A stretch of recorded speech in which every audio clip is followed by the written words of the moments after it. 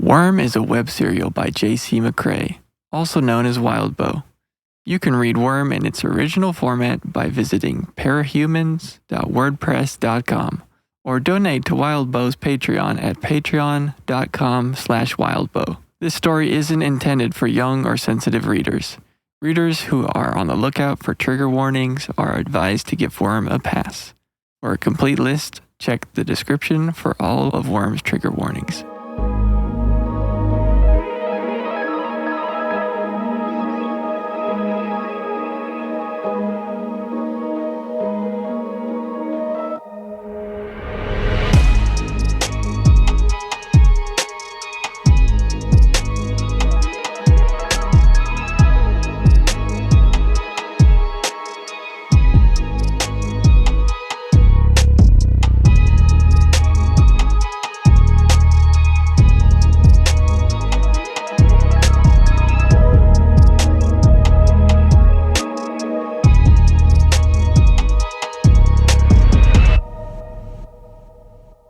Take that, you worm. I forgot. Did we decide to make that our intro? I'm all for it. I just can't remember. Our sign in and our sign off. Yeah, let's commit to it. We'll keep it going. I like it. I'm here for it. Nice. Welcome back to Dissecting Worm with a few of us here today. Myself, Jacob, and Allan as usual. Hello. Michael as also usual. And special guest Hannah from the book club joining us. Welcome, Hi, Hannah. I'm just here to keep all you nerds in line. Which is greatly appreciated. Because Needed. boy, do we ramble. Oh no, I'm gonna let you go. Okay. Michael, it's gonna be a 4-hour episode. Get ready. Let's go. Good. That's I'm why just a I'm here. facilitator. For our patrons, you are about to get your money's worth out of this episode, I'm sure. Exactly. Remember to subscribe to our Patreon at Brocktonbaybc. Yeah. Plug it. Brockton Bay Book Club on Patreon. Help There us we go. pay for Michael's skills. Ooh, especially now, you could sign up to be one of our special Slaughterhouse Nines. Oh, there are That's only right. 9 slots, ladies and gentlemen. Only 9 nine slots for slots. $9. Yep, so you gotta go fast. Go Get them while the getting's good. Speaking of which, actually, shout out to our first Patreon member. They are actually part of the Slaughterhouse 9 tier. Victory with Ice. Vic for short. Our newest Patreon member. Very, very, very excited to have you. So, shout out to you, my friend. Thank you so much. We'll allow you to do Anyway. one crime Yeah.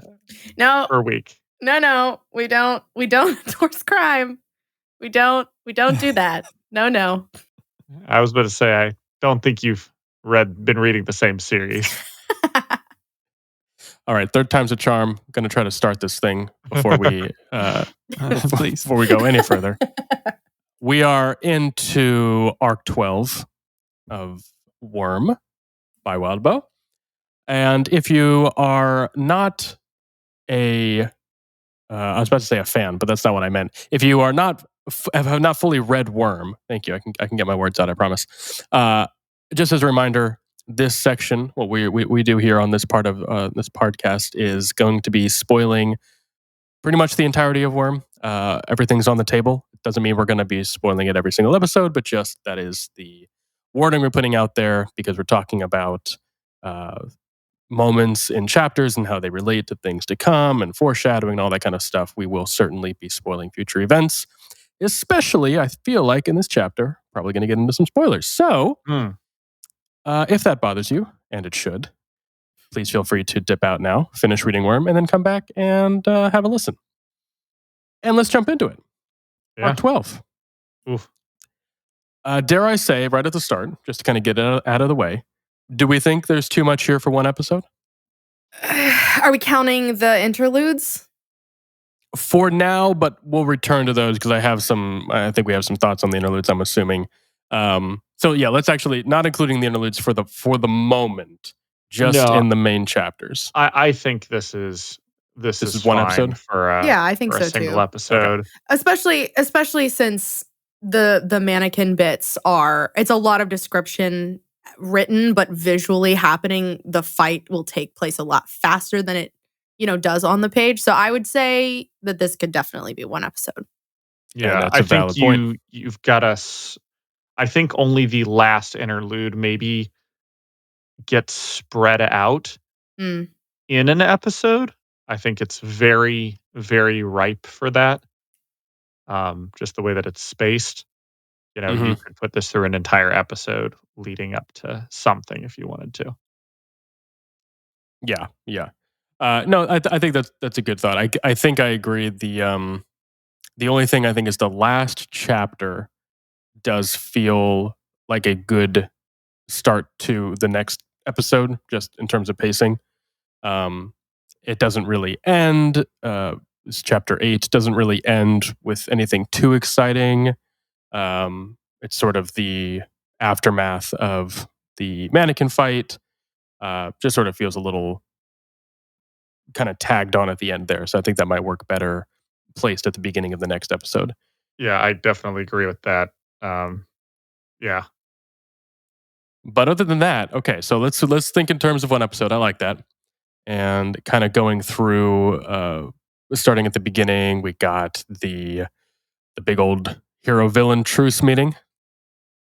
Pretty fun scene. That's going to be kind of fun to lay out for everything. Anything in those first couple chapters that sort of stand out in terms of things we want to address or work with, rewrite, move around, lines we want to move, anything like that? I'm trying to remember. Is the beginning of one is her talking with Charlotte and Sierra, right? Mhm. Mhm. Yeah. I think because now that we have henchwomen around, I think that we really should play up in our CW universe. This being our our trio that we always hang out with. You know, we're getting coffee and tea in the morning and talking about our day. I really like this setup. And I think that building trust or, establishing the relationship with them, they're so interesting because this could potentially be changed into like, oh, these are her first non-powered friends that she hangs out with, maybe. I know that that's not how their trajectory works in the story, but I think it'd be really good here.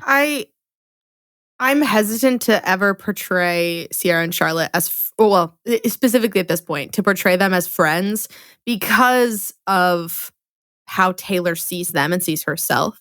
And this is actually something I wrote down because it was kind of bugging me. But the way that Taylor wants to be perceived by her underlings, and like, okay, so if she is this big villain, she wants them to see her as an authority figure, someone who can't get hurt, as she says later. And like, I don't necessarily know if showing like them being a friend, having like I don't know, the camaraderie, I guess, is necessarily the right fit for this part of the story, because Taylor is still like, we're still showing Taylor growing as a villain. And if we're showing that visually of like maybe a little bit of awkwardness in the morning as she's like giving them the to-do list of the day, and like that kind of like, it's like Sierra and Charlotte are like, yep, got it, right. Okay, this is where we're going. This is what we're doing. But like Taylor stepping into that space that's maybe a little uncomfortable for her to be the boss. And I think that this is a decent place to show it. So I'm hesitant on like building up some camaraderie here, although I do like the underlings and Taylor altogether. That is a very fun. Here's where I'll go with like an entire theme for this episode while we're at it.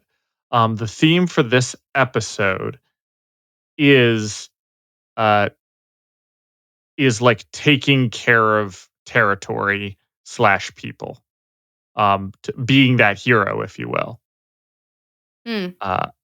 I think there are some things I would change, especially in the back half of this. We really haven't gotten Taylor being a hero too much. We've saw some of it in the last episode, Mhm. Yeah. but like throughout the series, she kind of just gets like, if she's in a fight with a bad guy, it's because there's bickering. And Taylor keeps talking about wanting to be a hero and has these aspirations of being a hero, but they still haven't gone through yet. And this is sort of the first. I mean, you got a little bit of that with handing out stuff, but it still feels like, I'm ruling this territory. And throughout this episode, I think there's this theme of like, she finally gets other people to see her as not an evil villain. Right. Like, this is the episode where people start coming to her, not just because she took on a bigger bad, which some people do, but some people realize like, oh, this person genuinely cares about protecting these people. Like Right. maybe it's selfish reasons, because they're possessive of the territory, but like Taylor puts herself on the line to save others, and everybody kind of sees that. Yeah. And in fact, I would want to bump up their reaction to that. And I think having Taylor struggle a lot with this episode of, I want to be perceived as a villain, unlike before where she really wanted to be a hero. She wants to be perceived as a villain, but she keeps showing her vulnerability and her heroic nature of sacrificing herself actually wins her points. So I think this is a great time to like get back into like, Taylor's always wanted to be a hero. This is an opportunity for her to be a hero. And I think it's finally an opportunity for other people to see her as a hero. And I think the conversation with Sierra, especially later, with who I assume is Forrest helping her out, during the fight. And yeah. And some other people being like, oh yeah, this person actually was here to help. Mm-hmm. Yeah, I think that's some good insight into Taylor's character. This is definitely a pretty important, I would say, like milestone arc in terms of her character progression. Definitely something I think we need to make sure we nail for any sort of TV show that's adapting her, because she does have to have these like moments of progression, and I think this is a big one. If we can jump a little bit ahead to the Sierra conversation later. Mm-hmm. So she sends, there's, after the day after, that we're bumping anyway. Mm-hmm. She sends Charlotte to go, find out about the father and whatnot. Mm-hmm.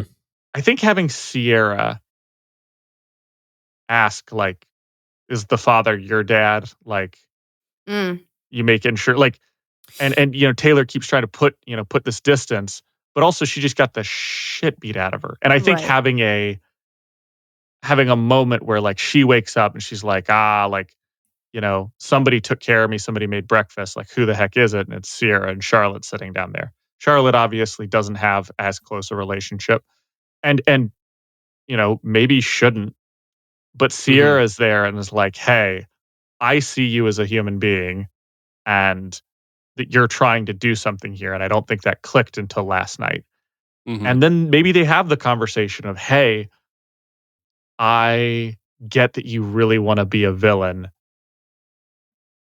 but also I heard something at the hospital about you wanting to be a hero. What's up with that? And then exploring like, I'm trying to be this big bad. I'm trying to put on this face because I need to like, it's how I can do the most good kind of in this area. And Sierra maybe going, okay, like I get it. And then when Gru comes in is a perfect time for her to maybe like flex on him a little. Sierra, I mean, he comes in and she's like, you have company. And maybe she's, I don't know, a little more aggressive to him because she's trying to play up this henchman routine. She all it would take is she has her arms folded. And she gets a little scared at him, obviously, which she does in the story. And she is already a little aggressive to him.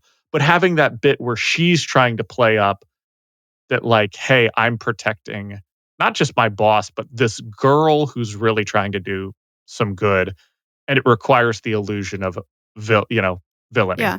Well, I think also that builds a sense of loyalty. So the idea of like, well, if you have these henchmen that are supposed to be your people in your territory that are you're trusting them because you live with them, they're carrying out your orders. And at the beginning, we are building up this layer of trust, like with the bugs and the necklace, kind of like, well, okay, so you're kind of that conversation they have at the beginning about like good and bad and like, okay, well, what's evil and what not? And like, okay, well, you always have your eye on us because we have these bugs that we're carrying around in necklaces. But it's very much of like we're building a level of trust that has to come with, a villain and their henchmen. And by the time we get to that point with Brian, we are seeing that from Sierra. We're seeing that, what you just said, the defensiveness of like, hey, boss, you got visitors. We're getting closer and closer to that level of trust, that level of camaraderie, because it is, like you said, it is a really cool little group, the three of them, and then the territory coming up around them. I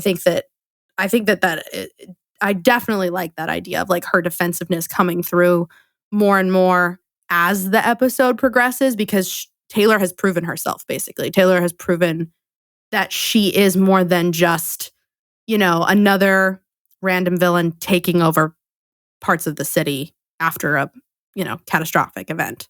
Yeah. I think it'll be even more interesting because given the trajectory of these two henchmen, we're going to be looking at like Sierra eventually has, moral concerns with what Taylor's doing. Right. And leaves. And I think having her be a closer, trying to embrace what Taylor's doing and then being like, I can't do this anymore. Yeah. It's going to hit that much harder. I agree. And having Charlotte be the juxtaposition to that, where Charlotte very wary about this, very distrustful, but ends up staying with her the whole time. Like, is her right-hand woman for all intents and purposes. Remind me again really quick, because I can't remember. Which one? Is it Sierra or is it Charlotte that knows Taylor from school? Charlotte knows Taylor from school. Okay. Sierra's like the college-age girl that she... Oh, her brother. Yeah, exactly. And then Yes, Charlotte was the one that they rescued. Right.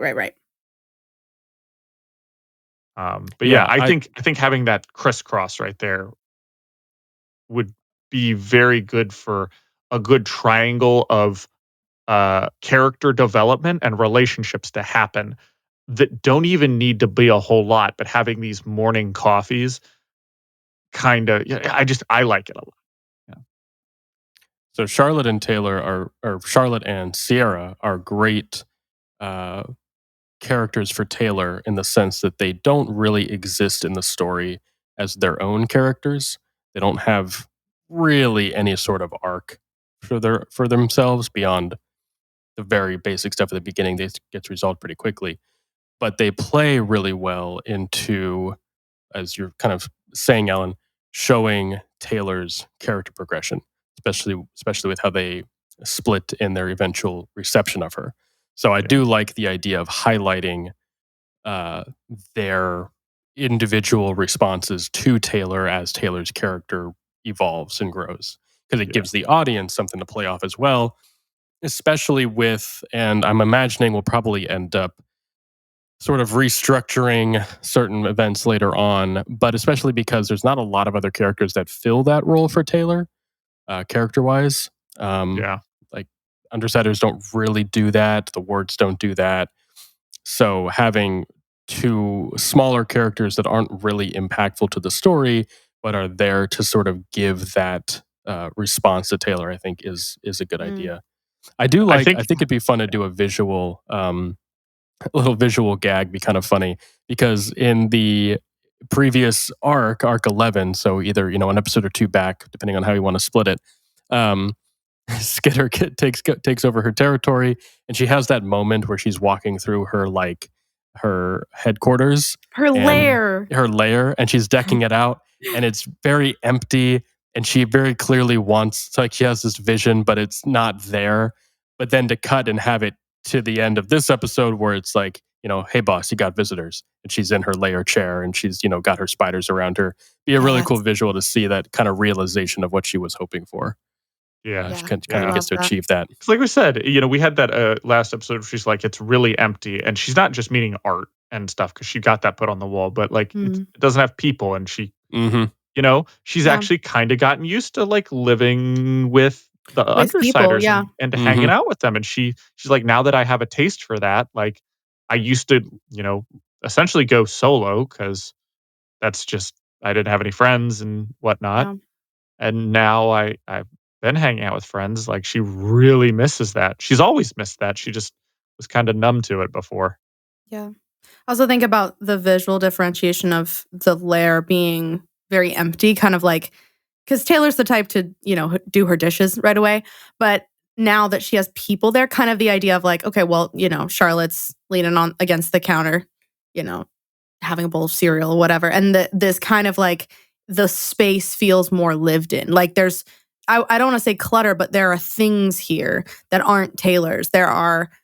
It's like it feels more lived in, much like the loft with the undersiders. I was like, well, there's signs that this place is lived in and not just like, yes, there are people here, but like the signs of clothing and dishes and a hat left here and a bag left there Mm-hmm. and the things that make a place feel lived in. And like, I think about that with when you're set dressing, like we're creating a space that feels like someone lives in, not just a place that was decorated, which is like the beginning of how the lair is. It's decorated. And by the end of this, we have a space that's like really hers as a villain now. Like it's becoming what she wants it to be. Yeah, absolutely. Yeah, a lot of fun imagery you can play around with there for sure. Yeah, I think this falls in with the, back into in this chapter, going with the, like, being seen as a villain and stuff like that. Mhm. We have, uh, we have dealing with, people who are kind of, like, still ungrateful for the things she's doing here. Yeah. Mhm. Despite it clearly putting her out a little bit. Uh, eh, No, it's funny. There's this element in a lot of superhero fiction where the hero is fixing up the problems, right? And they're the pinnacle of good and justice against the forces of evil. But in reality, humanity is good on the inside. And they just need sometimes to bring it out of them, right? So like it's the big scene in Dark Knight, right? With Yeah. the two boats at the end. And Mhm. Joker's plan was foiled not because Batman stopped him, but because Gotham City did the right thing.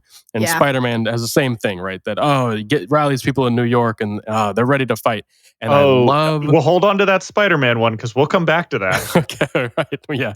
Yeah, okay. But I love the moment in this arc after Shatterbird and picking up the pieces of all of that where Taylor is attempting to give orders and she tries to give orders to the one guy who's just sort of messing around and he's basically like, "No, I'm fuck you. I want to be first in line for the Yeah. hospital." And I love that moment because Worm doesn't do that. At the end of the day, Worm goes, "No, everybody's kind of an People are asshole." shitty. Yeah.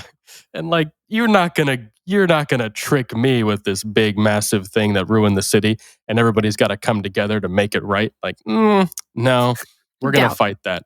And I love that dynamic of Worm so much. I really want to highlight moments like that, which I think contrast really well with because you don't have to go fully down that road, right? Because again, I think it contrasts really well when you have like the fact that she does appeal to the gang members at the end, and they're clearly like, "Listen, we're struggling. We just want to be taken care of," you know. Yeah. And there's this really fun interaction and play there, and it's not so one dimensional. And I think that Yeah. there's a lot of room to demonstrate and explore that without falling into those superhero traps. Well, I like the fact, and I mean, this is the entirety of the series is, oh, what's the word I'm looking for? Not a dissection. That's what Worm. we do. Um, yeah. But taking it apart, um, and in this case, you're taking part of the tropes, but you're still existing in it. It's, parody in Deconstructing? sorts. Deconstructing. I got Thank you, you. boo. That's the word I was looking Don't for. you worry. Deconstructing. But it's deconstructing these tropes. And in this case, you still kind of have the moments. They're small. They're way smaller than, the cranes lining up in The Amazing Spider-Man or, Yeah. Right. anything like that. Right. But you have the one guy who helps her fight Mannequin, yeah. Mannequin. Exactly. You have Yeah. Exactly. you have these people who do help out a Right. little bit in the crowd. You have afterwards the bunch of brothers that are like, hey, we'll come help out Mhm. as well. Yeah. We heard, we saw what you did. We really appreciate it. Let's you still hiring? Yeah. I think Exactly. it's slower. Truthfully, this is the Spider-Man trope at the beginning, when people, he's not the friendly neighborhood Spider-Man yet. Yeah. Yeah. And in this case, Spider-Man, the way that you have friendly neighborhood Spider-Man being in the neighborhood, you have friendly neighborhood Skitter. And God damn it, I don't remember what I was talking about. They don't know that she's friendly neighborhood Skitter yet. She's just Skitter. Yeah. I was Is what you going were somewhere saying. with- I'm I trying was to- I'm going trying to help somewhere with with this. Well, I mean, I can Yeah. tell you what you were saying, and then I can pick up what I was thinking. Is that kind of this idea that, at the end of the episode, we're seeing these people coming in and being like, oh, yeah, no, she is here to help, actually. But she's had to prove herself. Oh, And yeah, it is- yeah. Yeah, okay. Do you remember what you were saying? Yeah, I remember what I was saying. Okay, go for it. So in this way, with the friendly neighborhood Spider-Man trope, we are ticking off that box of we are sort of getting the neighborhood on Skitter's side, especially with the mannequin fight and post the mannequin fight. But it's not as big of a thing as all those other examples, and it's still there. It's just very small scale, very reasonable in my mind, to the point that you would almost miss it. But it's still the trope. Mm-hmm. Yeah, and I think this goes into a phrase we've used before early on too, where we talk about how Wild Bow does a good job at not just stopping at the deconstruction of the trope, but reconstructing it. And so you still get to enjoy. I mean, because tropes exist for a reason. They're fun, they're popular, and people, attach themselves pretty easily emotionally to a trope. So that's why they get used. So it's important not just to break it down, unless you're doing pure satire, like The Boys or something like that, right? Yeah. But to be able to kind of rebuild it up and reshape it so it's exciting and new, but still hits those same emotional beats. And Wild Bow accomplishes that very well. So if we're going to attempt to maintain that in a show, that we gotta be aware of kind of what you're saying, where those beats hit. We interrupt our scheduled program to bring you a word from our sponsor, Zencastr, a one-stop shop for all your podcasting needs. When we first started this podcast, we knew we needed a service that would let us record remotely. After doing some research, Zencastr was the obvious choice. We started using Zencastr and never looked back. It's super easy to record a podcast with Zencastr. All you do is log in, invite people to join your room, and start recording a high-quality podcast right away. You can record studio quality sound and up to 4K video with your guests. You can rest easy even if you have an unstable connection, knowing Zencastr's multi-layered backups ensure you always have your recordings in the highest quality. We do all our recording in Zencastr, and when the episode is ready, we can distribute it to all major podcast platforms. Zencastr has made podcasting so much easier with its all-in-one podcasting platform and tools. Go to zencastr.com/pricing and use my code Brocktonbaybc, and you'll get 30% off your first month of any Zencastr paid plan. I want you to have the same easy experiences I do for all my podcasting and content needs. It's time to share your story. That's zencastr.com/pricing and use our code BrocktonbaybC. And now, back to our scheduled programming. Something I was thinking about with the idea of promises and payoff, and the idea that, like, okay, so if the goal here is what, because emotionally we all want Skitter to be, to have her lair and her henchmen and her, neighborhood behind her where she is, friendly neighborhood Skitter. Like, we want that for her emotionally, but she can't just have it. So, like, the idea of if that's the goal that, because we're stupid and we've never seen the show before and we have no idea what's looming on the horizon. But, like, if this is the small beat, this small win for Skitter that we want to see happen, she can't just get it. And I like we were talking about this before, but, like, I like that in that moment when everything's kind of in chaos, no one is listening to her. The people aren't coming together. They're talking over her because she is a teenage girl. And they don't see her as someone here who's here to help them. They see her as someone who's just trying to grab territory. And so when we get to the end and we get that big payoff of, these people are coming to her and saying, "Hey, yeah, are you hiring?" Like, we can't get that good payoff without the absolute, like, gut-wrenching feeling of, like, damn it, like, no one's listening to her, no one's paying attention, like, she's trying to help, and they're not seeing it, and that has to be frustrating for the payoff to feel so good at the end. And so, I think that showing that, like, I mean, we've already had to show it a little bit, but specifically here where she's trying to, help people, she's trying to deliver supplies, she's trying to get rid of the rat situation, and this dad's just being a dick, like, feeling her frustration in the moment, that feeling of, like, shit, no one will hear her, has to feel like a gut punch, so that when it does all pay off, it's just the best high. Yep. I think you nailed it. There's a really strong contrast there between the way they respond to Taylor after Shatterbird and the way they respond to her after Mannequin. Yeah. And I think that is, like, kind of what you were hinting at, Alan. That's the sort of arc of this episode. And I got to get my terminology correct, so I know I'm referring to arc as the storytelling device and not the group of chapters in the story. But no, Yeah. that is like the progression. That's the mini arc of this episode for sure. Yeah. Alongside of that, there's small changes. One of them is when they ask Taylor, oh, what's essentially doing the pesticide control on our house going to cost? She says on the house, it's free. But I think changing that to something subtle like, well, it's my responsibility. It kind of shows that, somewhat possessiveness of the territory.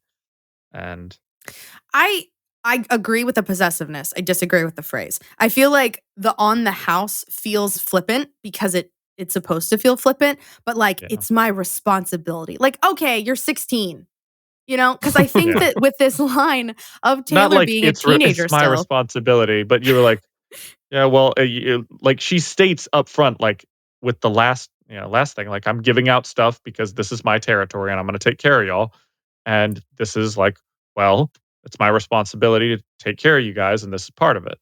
I feel like giving it very straightforward, like I said, I would make a safe place for y'all to live, Mm. and it's my responsibility to make sure that that happens. Yeah. I mean, especially I think playing off of that, because that conversation is happening right when this dad is being a dick. And he's like, because, the whole, like, well, he's trying to be a big old man and take care of his family, but he doesn't feel like he has. Because she has that conversation with Gru about, like, him feeling like, well, if, should I hire him? It's like, no, because it's just going to be, like, he's going to be insufferable. And then every decision that you make that doesn't work out, he's going to say it was your fault and he called it and, blah, blah, blah, blah, blah. So, like, kind of that idea of, like, I'm taking responsibility for the people in my neighborhood in the same way that, like, you should be taking responsibility and, like, choking down your pride in order to make sure that your family's needs are being met. And when you won't take responsibility, I will. And I like that idea of the responsibility shifting there, but, like, I don't know how I feel about just the phrase, it's my responsibility. I guess that's just what I'm saying, which not to drag like one phrase out into here's the 10 reasons why Hannah has a problem with that phrase. But yeah, but getting the feel across as opposed to like saying it. Mm-hmm. And that's why we're here, to get the point across without saying it. So no, I mean, but that is one of the benefits of shifting mediums is you can still illustrate that and just change it and just differentiate how you show that. Yeah, so there's a lot of different ways we can do that. There's a few moments here that I think lend itself to a slight reshaping for television. The confrontation with the 9 in the where are they meeting? They're in a parking garage or something like that. Is that right? The base is located hidden in a parking garage. Yes, it's in the parking garage on the lower floor. Yes, okay, yeah. That whole scene, Taylor running back to try to get to her dad before Shadowburst That's a screams. good one. Yeah, there's a few moments. Obviously, the fight with Mannequin. Yeah, so there's a few moments here that I think could service a little bit of a slight restructuring, just in terms of how it's shot, to differentiate it from the web serial that I think we could improve on. I hesitate to say improve, but No. That's what we're here. That's why we're here. That's why we're here. Kind of going in order of those. Unless you guys had any thoughts on the hero-villain truce scene at the beginning. Oh, boy. I just have one comment about Open a that. can of worms. I have one comment, because I think as a whole, I think it does a pretty good job of like the text on the page does a pretty good job of like creating this gap between, heroes and villains, and like, well, we have to basically the realigning of who's on whose side. I think has already done a pretty good job of that. Even the spacing of like grouping certain characters next to each other and like putting Taylor right next to Miss Militia. I think all of that is like really good, good laying out of the scene.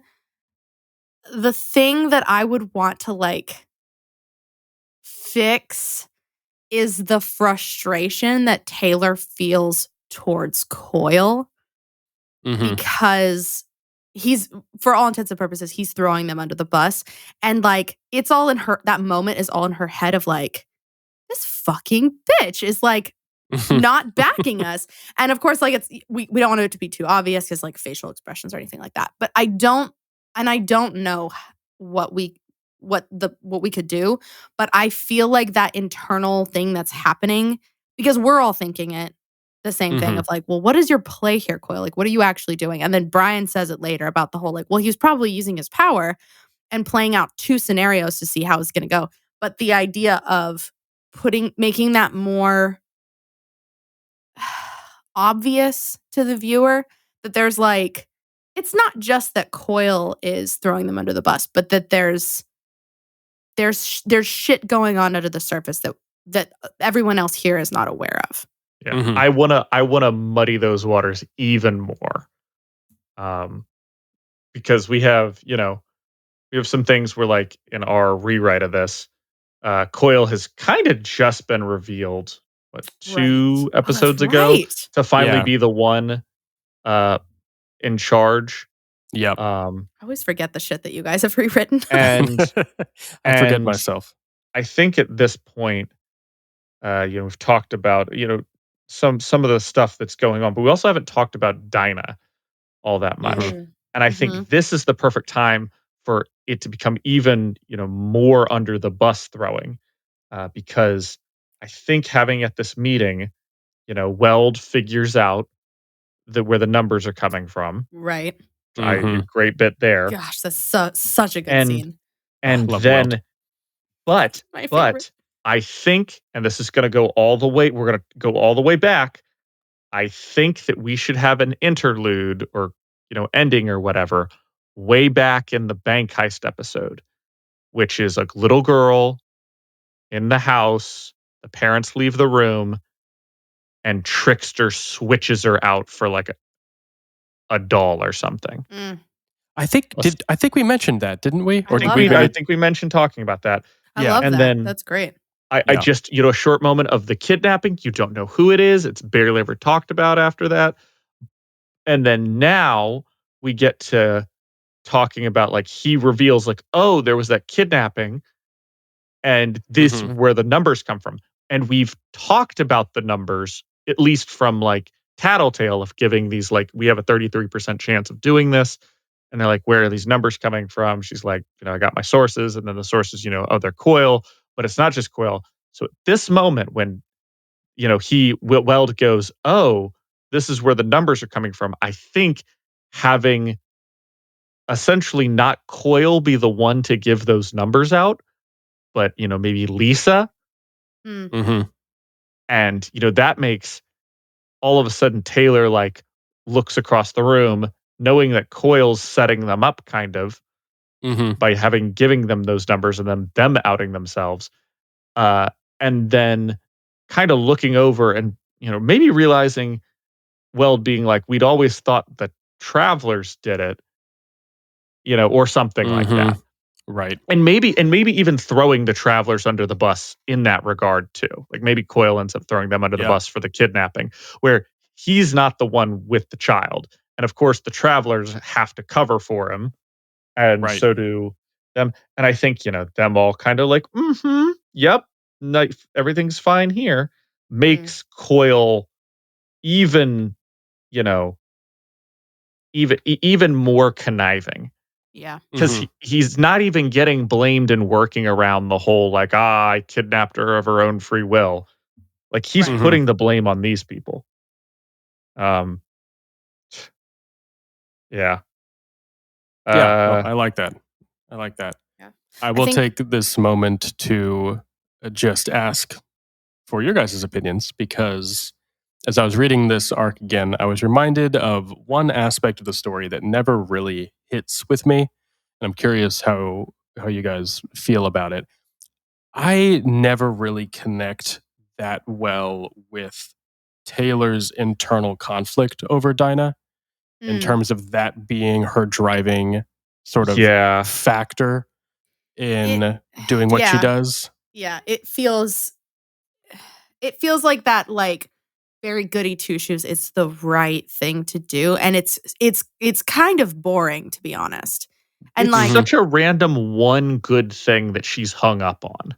Well, I mean, I think that makes sense for her as a person to be like, okay, well, because she does still see herself as a good person, and it's like this is the one thing she can't forgive, which is because she can kind of forgive other stuff, like, okay, well, capes and whatever, but because Coil is so much of a, because I mean, specifically, she has that dream where Coil is her dad, and so like there's already clearly a weird little something happening in her brain, but that kind of this, like, he is a man in a position of power who calls this little girl his pet and basically drugs her. Like I understand her. Oh yeah. her No, issue there's definitely, it's not the issue itself. Yes. Right, because Right. I think that's very valid, and I think that's a good reaction for her to have. But it's it's sort of the boring. obsession. It's boring. It's a bit of an obsession, and it's not really that compelling of a drive for her character. When I think we've already built up enough of that already at this point, like just her wanting to be able to do something with her powers feels like enough of a motivation at this point. Especially considering future events to come where she very clearly doesn't care about the lives of children. So, you guys, back in episode 7, you guys said something like, I'm okay with kidnapping, but I draw the line at kidnapping. It's like, exactly. The shadow stalker. Yes, exactly.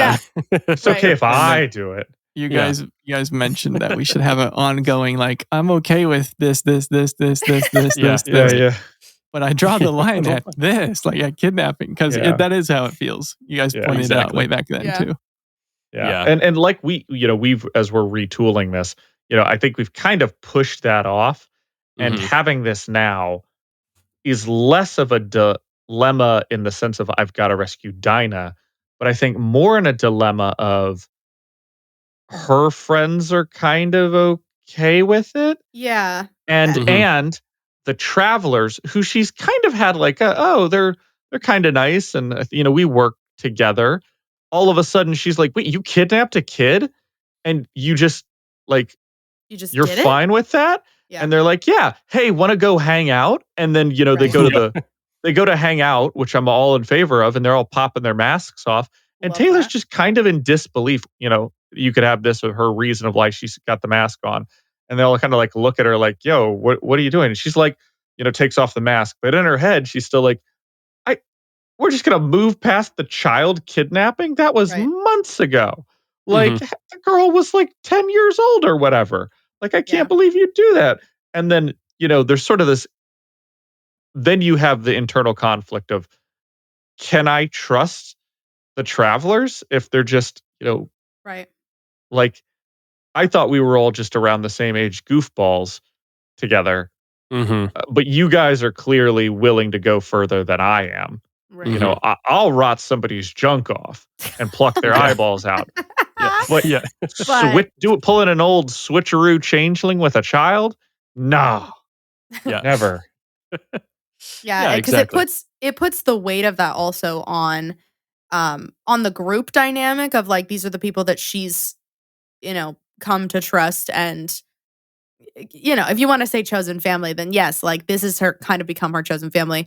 But the idea of like, well, if these people I'm supposed to be partners with, if the travelers were supposed to all be partnered with together, we're all working on Coyle's plan, like how it's not that I don't trust Coyle, it's that all my friends do, and that makes me Mhm. nervous. Well, I think for a lot of them, they're okay with it.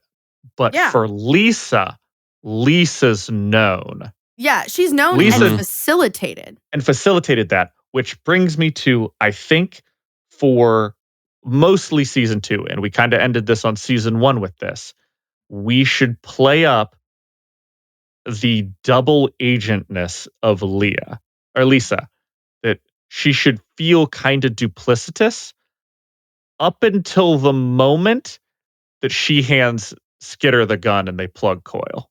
Yeah. Like, we Mhm. should kind of, like, we love Lisa, we really do, but she does a Yeah. lot of shady shit that she does Mhm. not tell anybody about. Yeah, And I think we it could should, play into that. I Yeah. think it should feel like she could betray Taylor at any moment. And Jacob pointed out in past episodes that because you're pushing off the reveal of Coyle, that like people might even guess that Lisa's actually the real baddie. Ugh, Oh, the strings. love that. Yeah. I love Gotta that. just Love a bring good that little back. bait and switch. Yeah. Mhm. Yeah.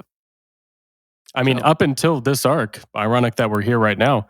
I mean, we get Lisa's first loss. Truly, she's been like kind of wrong before, but you can excuse a lot of that. Yeah. But she gets blindsided. Oh yeah. So good. Jeez Louise. Brutal. Oh Yeah. man. Cut to commercial at that point. Yeah. Mhm. Just Think other things that change around, small things. Can we change Bastard to a half wolf instead of a pure wolf? Why? Well, we've discussed before her powers are specifically that it works best on half breeds. Oh. It's weird that the way her power works on a wolf really well, especially considering that like she doesn't work with wolves, and even her first dog was a half dog, half coyote, not a half wolf. So like it just kind of feels off. And don't get me wrong, I love the wolf thing. But let's just for continuity of power, this is the ideal creature for her to work on. So like half wolf being really cool. Yeah, that makes sense. that does I mean, make sense. you really wouldn't have to change anything No. else You except don't, for you don't Really, have to change nothing it. at all. that dog kind of looks like a wolf. Yeah. It's definitely a dog, but it really looks like a wolf. Yeah. Well, is it Lisa or is it Rachel who says the comment about it being a wolf?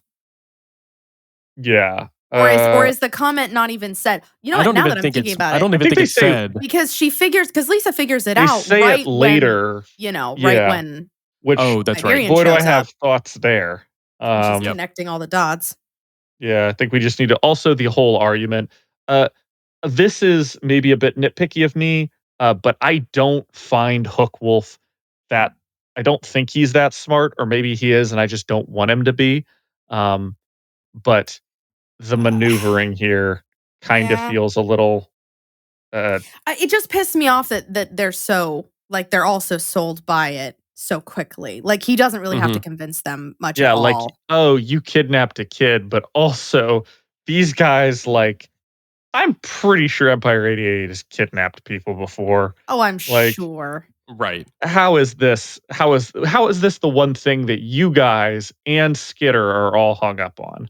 Yeah. No, I agree. I think kind of rewording some of that and making that a bit more realistic to be honest. Right. And it's not Yeah. often I'll criticize Wildbow's dialogue, but no, I think there's some room for improvement there. Yeah, both in this, and I think there's some tooling at the ends of some conversations in the last chapter that need some rework. Yeah, I would agree with that. Also, kind of sliding on to the next one. Imp is such a great character for an act when you just don't want to use an actor. Well, There's a cut on my arm. Must have been Imp. Yeah. They're actively doing stuff, and we just don't have to have a person there to do any of it. I actually had a really great thought visually for Imp while reading this, because in film there's a lot of subtle tips and tricks that, like, once you know how to spot them, it's really hard to not spot them, in terms of how directors and cinematographers will frame shots to highlight certain things that you're supposed to look at. And it becomes very obvious when when you're supposed to be looking at a character, or you're supposed to be looking at an object, or things like that. And so all you have to do is just not use that Yeah. with Imp in the scene. She's just always out of focus, Unless something. she's talking, But Unless yeah, she's talking, of exactly. course. No, I mean, you've seen the famous little gosh. study with the gorilla coming out during the basketball game, and nobody sees the gorilla. You seen that video? It's an old study. I have I not. kind of know what you're talking about. Yeah, it was I a do little know what you're talking experiment. about. They put a bunch of people in the crowd. They said, watch these two teams pass basketballs back and forth and count how many passes they make. And then while they were doing that, a guy in a gorilla suit walked out, stood in the middle of the court, banged his chest, and then walked off. And afterwards they asked, and like virtually nobody saw the gorilla because they were all focused on what they were supposed to be focused on. Right. So that's all you really have to do with Imp, as it would be such a great way of keeping her in frame, in the shots, in the background, basically just like an extra. Nobody remembers the extras because you're not supposed to look at them. They're just there. And she could still be moving around and doing things. Or, here's even better example. It just came to me. Community. You guys have seen Community? Great show. Yeah. Oh my gosh. Yes. Are you aware of the episode of Community where Abed, in the background of the episode, has an entire episode behind him, like delivers a baby, gets into a fight, and I like love all of it's so great. So And you like don't notice it the entire time. Like that is essentially what you're doing with Imp this entire time. She I is love that. still present, but just not in focus. Yeah, like you're panning around and she's there, but like because she's not in the foreground, we don't necessarily notice her. And because we don't call attention to the fact that like, oh, she's not on the boat on the way back, it's not until we're back on shore that someone goes, oh, it's cool, I'm staying behind. And we all look around and we go, shit, we're down one member. When did that happen? Like, I love that because people will forget, especially when so many, we have so many capes in one frame. We're keeping track of like 4 different groups. Imp is just one character who has not gotten a lot of, screen time. And now all of a sudden we're supposed to keep track of where Imp is too. Like, and I think that it would be a great Easter egg for the people who are paying attention, who know Worm already, who know Imp's power and are keeping an eye out for her in those kinds of shots. Mm-hmm. Yeah, exactly. I think another fun thing to do with her, I like that too. But with her more active stuff is potentially, man, it'd be so interesting if you knew what her power was, and like during fights, she is just walking around, and you as the audience realize that nobody can see her because they're just not reacting to her, Right? and she's just kind of nonchalantly going through. I mean, I think we still can. Especially if it's the idea of like what in a scene where we've forgotten that Imp is there. If she's still on camera, the audience feels like they're getting a secret, a secret glimpse behind the curtain of like, oh, well, they can't see Imp, but I can. And so like still having her be able to do exactly what you're saying, like walk in and out of scenes like that and not see people reacting. The audience is then like, oh fuck yeah, like Imp is doing her shit. Like, and it makes when she does do something, it feels like, oh fuck yeah, like we're in on the action because we know, as opposed to like being in the scene ourselves. Yeah. And maybe, I mean, these are all different like directors taking their own spins on her power in different episodes, which I think would be great. I think showing a variety of how to show off a power is awesome. The last one I would do for her is the film flicker, where classic, she just classic. Yeah. very, very Fight Club-esque, but literally, especially if she's active and doing stuff, she just literally flicks in for a frame. Oh, so good. Where you're like, what was that? And then, What was that you glitch? couldn't see it. Your eyes can't register it. You just know there was something there. Right. And having that happen while she's, supposed to be right there in the screen would be really, really fun to do. Yeah, no, I like that. There's a lot of fun ways to her powers would be so much fun for a director and cinematographer to play around with. Yeah. So right before they bust in, we have this moment. Who's they? There's so much the busting Slaughterhouse that's 9. happening. Okay, got it. Yeah. Slaughterhouse 9. Right before they bust in. And we have, basically like, where'd you get that dog from, bitch? And Lisa figures it out and then also realizes there's people here and is like, oh shit. I think that we need to retool the last episode. Because I think it would be fun to not know who the Slaughterhouse 9 has recruited until we figure it out. I think that having like them go like, they're trying to figure out, I think maybe, not everybody wants to admit to it. This could also do the potential of like cold opens for some of them or like flashes in the middle of episodes. We could start with Hook Wolf because he doesn't care about hiding the fact that he got recruited. Right. We maybe even do away with that interlude episode for just interspersing these and leaving it a mystery to the audience for them to figure out, we know that they're recruiting people. Who did they recruit? And this meeting kind of says, hey, I got recruited. Who else got recruited? Because I know PRT building got attacked. Who was it? And the heroes are like, we're not at liberty to say. Like, nobody on our side would get recruited. Who was it in the Undersiders? And the Undersiders are like, I mean, nobody, because, nobody's fessing up maybe. Or, maybe Regent doesn't tell till later. And, in this case, everybody's like, oh my gosh, the Slaughterhouse 9 are here. What the fuck are they doing here? And Lisa looks and goes, bitch, where did you get that dog? And bitch kind of closes her arms around the dog. Hard cut to her out in the thing, and her whole scene. I think that would be really fun to do every time we run into the audience realizing like, oh my gosh, it's this person. That way we just keep that mystery going. I just think that would be a really, really fun. We could show off a few early on. The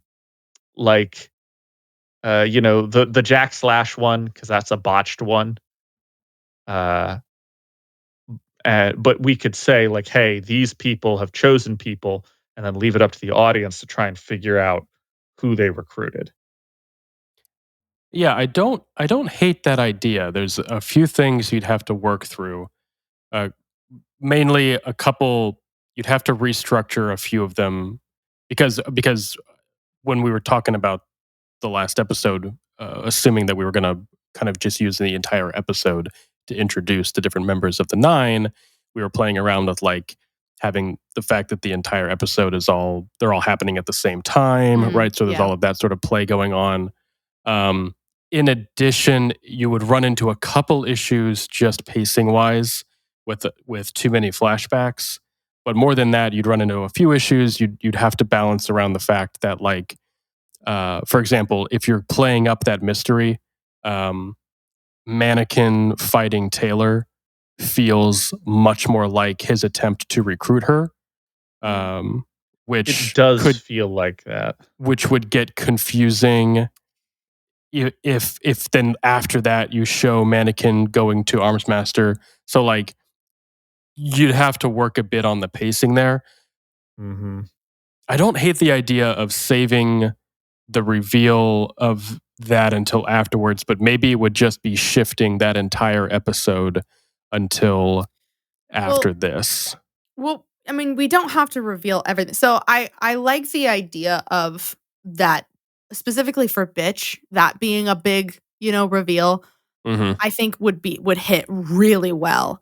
Mm-hmm. But I don't necessarily think that they should all be revealed in that kind of way. Like, I think if we have the previous episode still basically the episode being, everyone's recruiting at once, kind of have this interaction that feel, maybe two of them that feel vague, that we're just like not quite sure. Like, okay, so we know that, we know that she's there, but we're not quite sure what's going on. Like, the Siberian is here clearly in the rain, but what's going on? And then when it finally comes out with Bitch, like, oh shit, so Bitch was the one. Like, it finally makes sense. Mm-hmm. But I feel like if we're doing all of those reveals, like you said, Jacob, the flashbacks, I think they can get very tedious very quickly. And okay, so hear me out. I mean, in these, I think maybe we could create our B plot with a character. We've talked about making more of a main character anyway. What if we have Weld kind of doing his, like, detective shit in the background? Oh shit. I'm here for that. See, that's I love not Weld. bad. I love Weld and his like little detective moment. Imagine him showing up to a house. We don't say whose house it is, but, like, yeah, she's still really shaken up. Like, like, she ended, she killed these two monstrosities, yada, yada, yada. And we don't say that it's the Dallin house, but have him try and figure out, like, what happened. The sister's still, or, she's still upstairs. They just say things like, what about? And you're like, yeah, she's upstairs right now. She's pretty shaken up about all of it. And have him try and piece together, because we've already had him, from his perspective, show up to the bodies strung up like the Slaughterhouse 9. Yeah. Little 3 and 3. Having them piece that together. I think it's actually Vista that puts it together, or Clockblocker? I forget who puts it together. I think it's Vista. Yeah, I think it is Vista. I think it's Vista. Mm-hmm. So, maybe we change that around to be Weld, like, and start to play up his, just, he, even from this scene, we see that he's a pretty smart cookie. Yeah, in terms the of man figuring loves stuff paperwork. Out. He loves paperwork. And I think having him put together essentially a serial killer mystery of like him also explaining the rules. Because as we'll go into the later interlude, I don't like the whole conversation about them figuring out, like, this is how we do, like, our things. No, we give them rules. You cut so all of confusing. that. You cut all of that. It's not we important. cut all that. And we have Weld explain it. We have him say, this is what happens. They do this every time. I need to figure out who they're recruiting. Because that's what they're here for. They just lost an 8th member, or their 9th member. So they're probably in town to recruit. And they know that we're weak, yada, yada, yada. So having him in the background as our B plot, doing this whole, like, trying to put things together, trying to figure out who in the PRT got recruited. Like, the idea that, maybe he doesn't know that Armsmaster is upstairs in the penthouse suite. Right. Being kind of a big thing. Like, Yeah. Well, who they attacked here? Who was it? Like, finding out like there's only one person that could squeeze through the vents, and it's Mannequin. So who did Mannequin come to recruit? Mhm. Yeah. He figures out half of them. There are some that he obviously can't, and those will be figured out by, Taylor. Because obviously, like bitch would be an obvious one that he couldn't figure out, but it would be revealed on Taylor's ends of things. And then having Potentially the, Noelle being another one that he doesn't yeah, know. Noelle being another one that they figure out through, yeah. It's just something to think about, something to Right. Okay, so spread can out I potentially. I'm gonna rant on your parade just a little bit and play Go devil's for it, advocate because I think that's a great. First of all, I love Weld. I love the idea of him being a B plot detective. I think that's phenomenal. I have to say though, I don't want to make promises to the viewer that we can't keep. And that being, if we give Weld more screen time for this episode, and then, he kind of dips back into the outskirts of, the wards again, as he basically has been. Oh, I wouldn't put it just for the outskirts of this episode. I would say that we spread out all of those things through all the episodes potentially. We What take that entire what do you mean? interlude of the recruitment arc, instead of having that be an episode, we disperse that. Right, but what I'm Into other saying though is episodes. even if this is dispersed through like 2 or 3 episodes, you still have an entire season where Weld is not a B plot. And my thought is that I don't want to make a promise to the audience, get the audience excited, like, oh, we're gonna see more of Weld this season. Like, because he's getting this whole thing about him being a Well, detective and him figuring this out. And this is all kind of like happening in the background. And then it's like, but not really though. no. I do think like once or twice per episode he shows up. I'm not So you talking want to about him like just write being. him in like permanently new spots just to stick Weld in. Yeah, at least because we're already gonna have him in this season. He's gonna play a bigger part definitely gonna play a bigger part in the next 2 seasons. Yeah, oh for He sure. does disappear, which is fine. He has a good exit for that. But I think a combination of those, the extra interlude at the back of this, maybe he looks into that. Because, when the breaking of like kind of the cauldron cape thing blows open, he's, very much on the like what the fuck side and leaves because of that. Having him have, been doing the I've been investigating and realizing like, oh, like the PRT who I've always had very good high opinions of, is kind of into some shady shit. And not just that, but there are like moles and stuff in here. Right. I Yeah. would also potentially, this is a big, we'll get into something else later, but hold that thought, because we've got a lot of other stuff to talk about. This will be another big Yeah. change up in the back half. Yeah. Well, mark me down as Yeah. It There's would an be a lot more interesting reworking. It would be a lot more reworking, yeah. but Yeah. there's an interesting roadblock we're going to hit time and time again because at the end of the day we are really big fans of the web serial. And so it is hard for us to make changes to the story because Jacob, are you calling me biased? I'm calling me biased, what I'm about to say. yeah, But as biased as tape. yeah.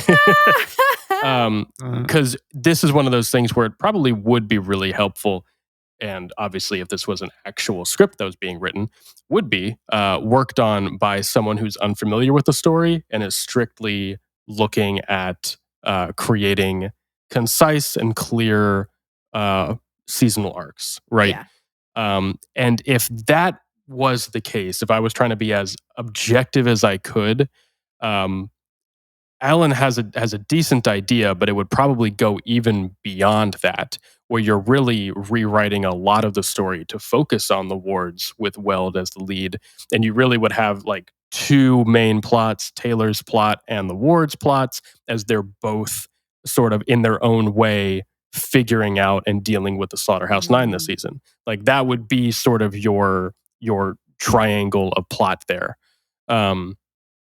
Which would, of course, be a lot more rewriting. You'd be putting in scenes, you'd be putting So in much. character moments. It'd be a whole rewrite of the season. But it is really intriguing because at the end of the day, if we're looking at this season, we haven't really said it out loud, but if this is the season where they deal with the Slaughterhouse 9 for the first time, in quotes there, Right.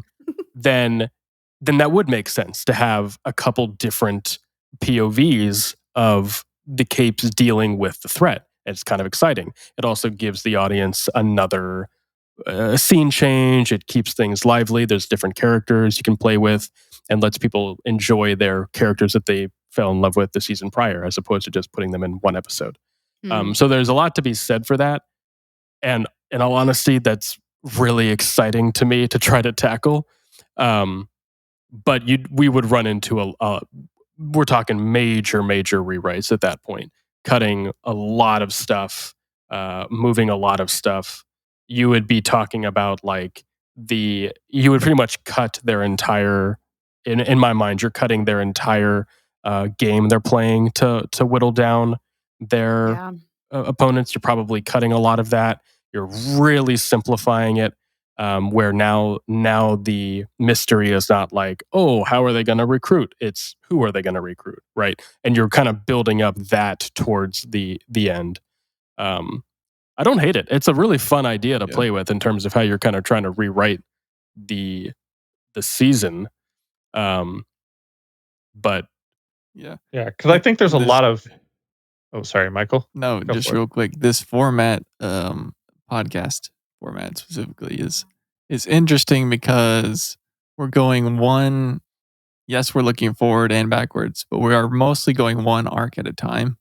And I feel like even with last season, like you guys figured out a lot of the puzzle pieces by the end a lot better. Yeah. Because I remember you guys just throwing out ideas and being like, well, we'll come back to that, see how we feel once we've covered more episodes. And so this might be one of those things, I feel like. Yeah. That's a good point. It's definitely made me look further ahead as we've gone along. Just there's just so much branching stuff to go look into. And one thing we haven't done, and again, we're kind of just tackling this from a really fun sort of, this is a hobby. We're having fun with it, but we're not taking it that seriously. We haven't sat down and storyboarded and put our whiteboard up with our plot points because we haven't even talked about to do. Well, I've got a whiteboard right in front of me. I don't know what you're talking about. I mean, in the sense that I say this because this is a really important interlude that we get this arc, but Cauldron is a really big part of this story overall and needs to have some very important highlights throughout the story. So, just because we're kind of already talking about this, I'll kind of jump just very quickly and just very, very briefly because I want to come back to it in full. But that final interlude for this chapter, which talks about assault and battery and Cauldron, I think works very well split up throughout the season. You get interludes of assault and battery and the rise of Cauldron throughout the season, splitting that up. Yeah. I think would work very well. And that kind of keeps in line with, I think, kind of where you were headed, Alan, with if you're going to do that and you're going to sort of interject, because a lot of the really exciting elements of Worm is mystery. It is, what is Cauldron? It is, where do powers come from? It is eventually, what are shards? What is Scion? What are the Endbringers? All of these things there's a huge mystery element to the story. So being able to slowly build on that, I think is a really great idea. And I think having a character like Weld who can fulfill a lot of that as well, I think works really well. We're just going to have to rewrite a lot. Yeah. And piss off the fans. So I'm so sorry. So sorry to the purists, the Worm purists out there. I think one of those things that kind of exemplifies taking all the stuff and trying to make it as cohesive as possible, but having multiple stuff going on at the same time. I think the game of, if we have the mystery of who potentially was recruited, trying to figure that out. At the same time, we've got to figure it out so that we can keep them alive, because that is the game that the Slaughterhouse-9 plays. Mm. Maybe not something that's negotiated for. Maybe that's something that's that is how they operate. And in this case, it gives us, a couple things that are going on. The tension of, oh, we've got to keep these people alive, but also, oh, we've got to figure out who they are in order to do that. Right. See, and like playing off of that, and like you could even play this as, what if they don't think that it's a recruitment? What if Well doesn't figure that out immediately? What if they think they're just being targeted for some reason, right? And they're trying to figure out what that is. That's I true. like and then Weld I like that a figures lot. out, however many episodes in, whenever you want to give them that realization that, Yeah. oh, wait a minute, they're not trying to kill these people, not directly. They're trying to recruit them, right? Boom. And he Heck gets that sort of yes. moment there. I think that's really good, especially if his moment figuring it out is talking to Victoria after Amy's run away from home. Mm. Because then he realizes, like, oh my gosh, what they were doing here when they talked about, like, yeah, Hack Job was here. And he's like, it, it was an amalgamation. The dad can explain, Mark can explain. Yeah, they said it was an amalgamation of Hatchet Face and Oni Lee. It's like Hatchet Face was their last guy. Like, well, he kind of was a zombie there. It's like, so we've got 8 Slaughterhouse-9 people in a city hitting up random people, but not killing them. Right. I think they're recruiting and not like they've got to become the Slaughterhouse-9 again somehow. And I think they just tried to recruit your daughter, or they said as much. Yeah. Yeah, no, I think this is good. I think we're talking through it, but I think this makes a lot of sense. I like that a lot. One thing with Worm 2 that it's kind of important to remember is, like, with a lot of adaptions today, the stories are written, they succeed or fail based on how well they appeal, for the most part, to, like, the already existing fan base, right? Like, thinking recently, only because the Halo season 2 there's trailers everywhere. Wait, That what? season 1 was abysmal from a Halo fan here. Absolute waste of time. I have no idea what they were appealing to, I because think I the fell Halo asleep fans, in the first episode. and you were the lucky one. It pissed off the original fans, and nobody who isn't familiar with Halo is going to watch a Halo TV show. Like, there's just who's your audience there? And we see that there's a lot of other shows that have been doing that recently. There's a lot of, hesitation and fear, and you've got all sorts of shows coming out. Worm is different because, as passionate and as large as the fan base is, you're nowhere near the size of existing properties and IPs right now. So, in all honesty, as much as you don't want to alienate early fans, there's not as much of a need to appeal to that, because what you're really doing here, this is, for all intents and purposes, would be treated as an original story for 99% of the viewing audience. Yeah. So you can play around with a lot of this, and still be respectful of the story and all that kind of stuff, and not have to worry about, oh, well, on page 147, it said that, Taylor used her left arm to point at Jack Slash, and you used her right. And I hope someone was fired for that blunder. Like, you're not going to have that type of right. dedication. Well, we might. I mean, we I'll might. give I'll give the community the benefit of the doubt on this one, because Worm as a community is built on, number one, speculation. If you go to the Parahuman subreddit, every question is, who would do this, what, when, where, why, how, in a completely different situation if they'd done this differently. Yeah. And then people write it because, like, Worm is, like, primarily a work by Wildbow, and secondarily a work by every other fan writing fan fiction. Like, it's so prevalent to the series. I don't think the fans would be that upset with this, because this is already what they do. This Mhm. is Yeah. That's like true. this is already how they operate, and they're used to Wildbow having to retcon stuff because it was written on the fly, and they know that he wanted to do things differently Yeah, at certain yeah. places. That's a good point. I think the adaptability, the malleability, whatever you want to call it, the flexibility of this story for somebody to adapt it Yeah. is already present in how it was written the first time. So, That's a valid and how it's point. continued to exist from the moment it was penned to the moment that, the first fan wrote their fan fiction about it.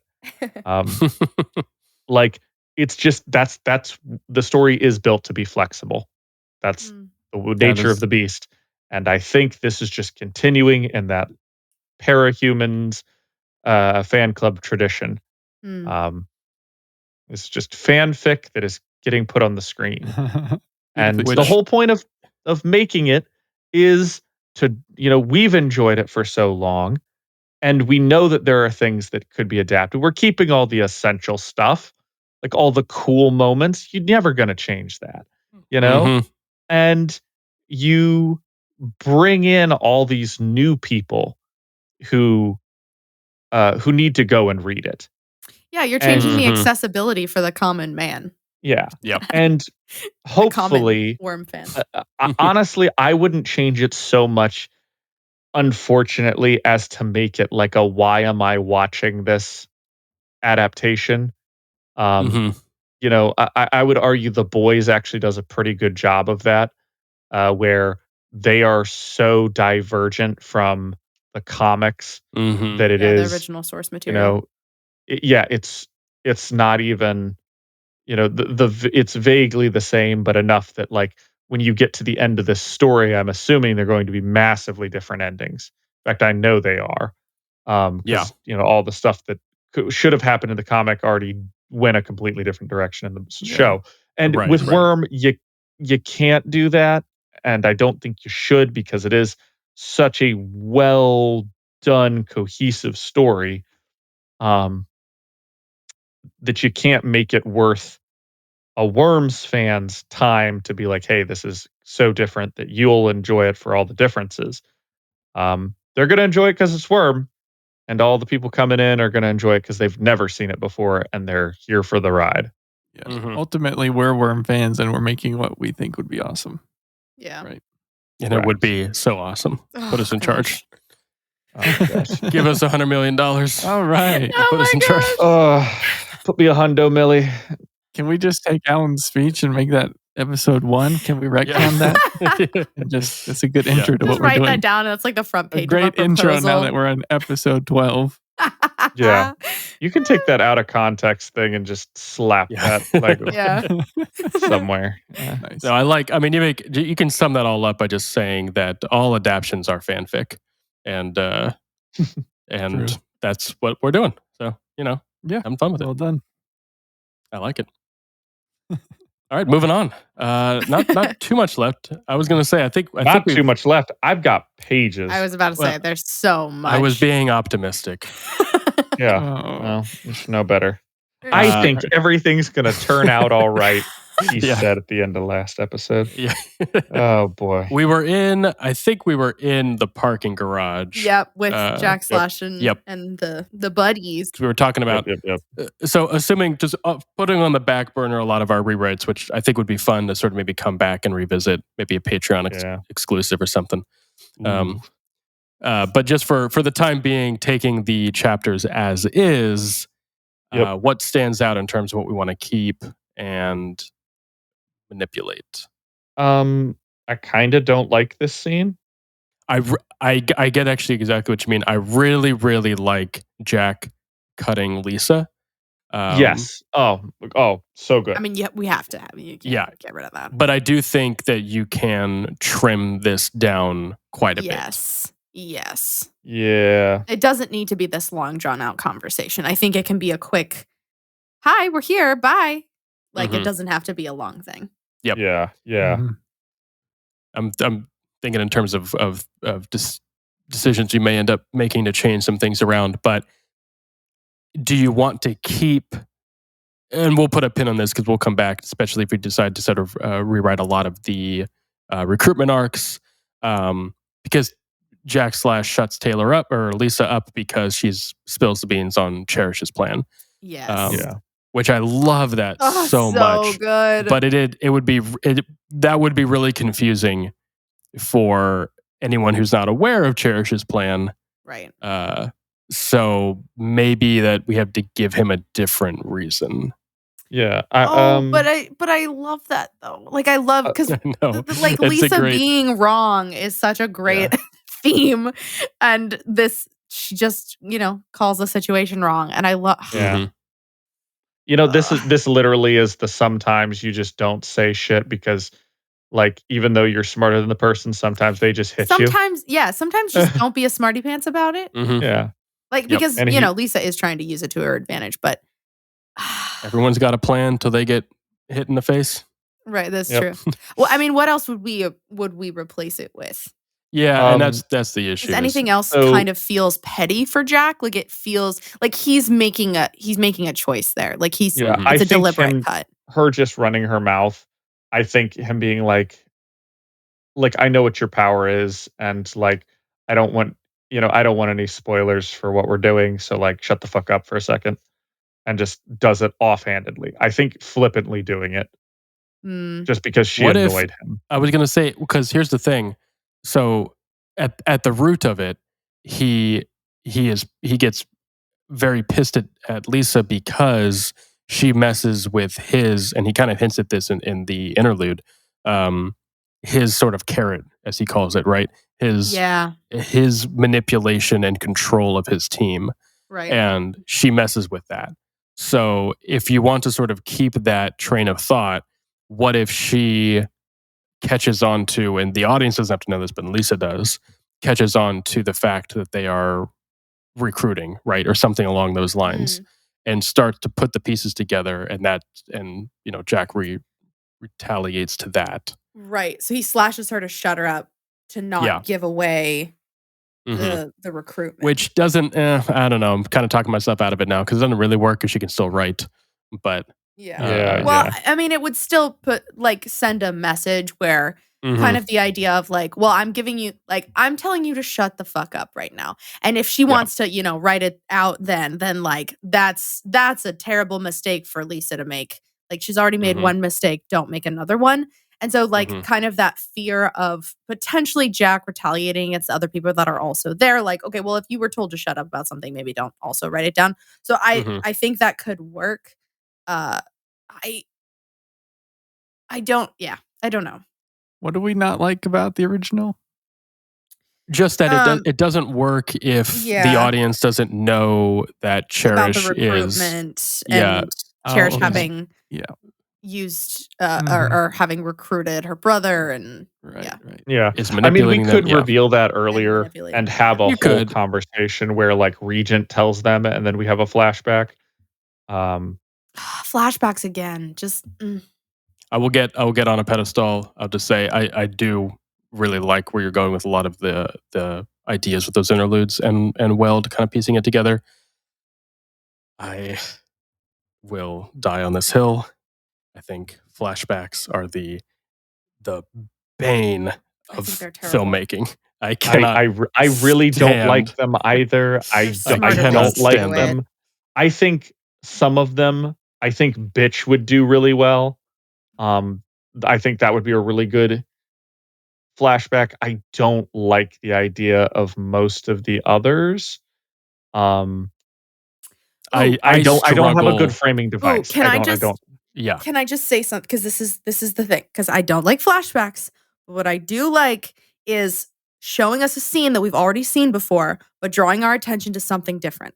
So like if we have seen Siberian in the rain, surrounded by dogs, we've already seen it. We're going to do it again, but we're just going to zoom out just a little bit. So now Bitch is in frame holding a puppy. Like like those I can do. Like I can deal with that. I can't do with like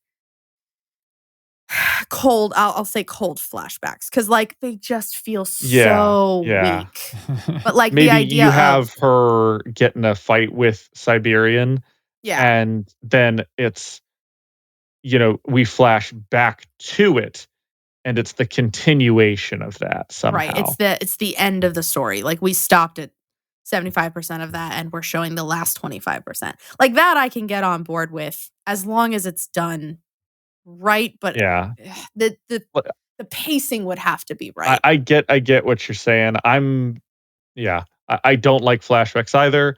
I just there's probably a There's better way a to time and a frame place. this. There's a time and a place not to be 100% a hater. Yeah. There are good examples. No, that's of okay. flashbacks, Please, Jacob, be 100% a hater, please. No, I don't have a better way of framing it.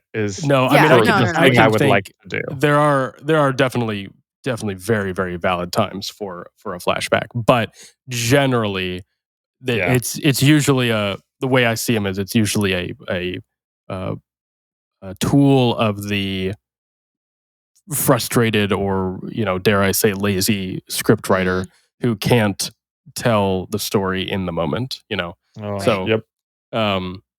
I think we could I definitely don't think we need them, but I do like the idea of hinting that events have already happened, and then maybe referencing them or having things like that, like you were saying, Hannah, where you show a scene you've already seen, and now there's just more context to it. Things like that, I think, are a little different, be a bit easier. But I forget why I got on that pedestal to begin with, to be totally honest. Yeah. What was the flashback Alan mentioned? Flashing back to, I think we're talking about Cherish. Yeah, Regent and Cherish. Yeah. No, I think that would work. I think just having maybe that scene take place before this, I think is fine. Because the nice thing about that scene too is you don't even really have to allude to the fact that she has appointed him for recruitment, right? She's just being a dick to her little brher because they hate each other. It doesn't have to be anything beyond that. She could even just say, essentially, hey, I gave the 9 your number. Watch your back. I mean, this could be a great time for her to show up and recruit and fuck up everybody. So she rolls in, freezes everybody. They have a fight, but the fight isn't between henchmen that he has. It's between the undersiders being the pawns in the middle, and him potentially having to fight them trying to come at him because of her. And then on the flip side of that, they're having this argument in between. And then as she leaves, she goes, "Oh, by the way," because this would also resolve the whole, why doesn't he just kill her, thing when she steps outside because of the whole stupid bomb vest stuff. Her being like, "Oh, by the way, Shatterbird's about to hit the city. Better find cover." And that's our bomb. Get out of the way that allows her to escape. And Taylor's like, "Fuck. I gotta, my dad, and then books it, which would take care of two birds with one stone there. That's something to play around. Love it. Breathe heavily into my mic. Yeah, I like the idea of the meetings being very personal.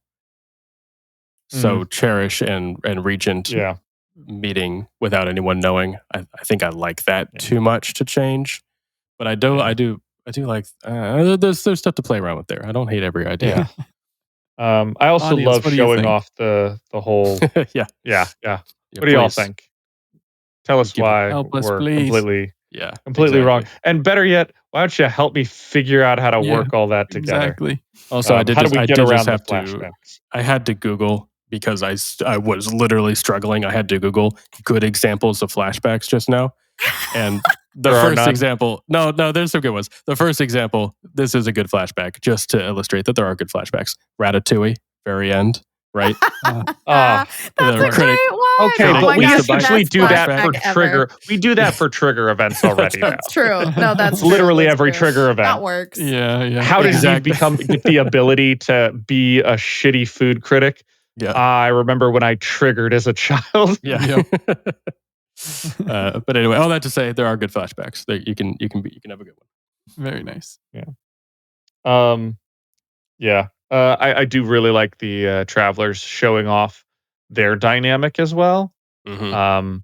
Just as a small thing, that's I think them explaining everything in the chess analogy and talking about like going after people, going after the nine and stuff.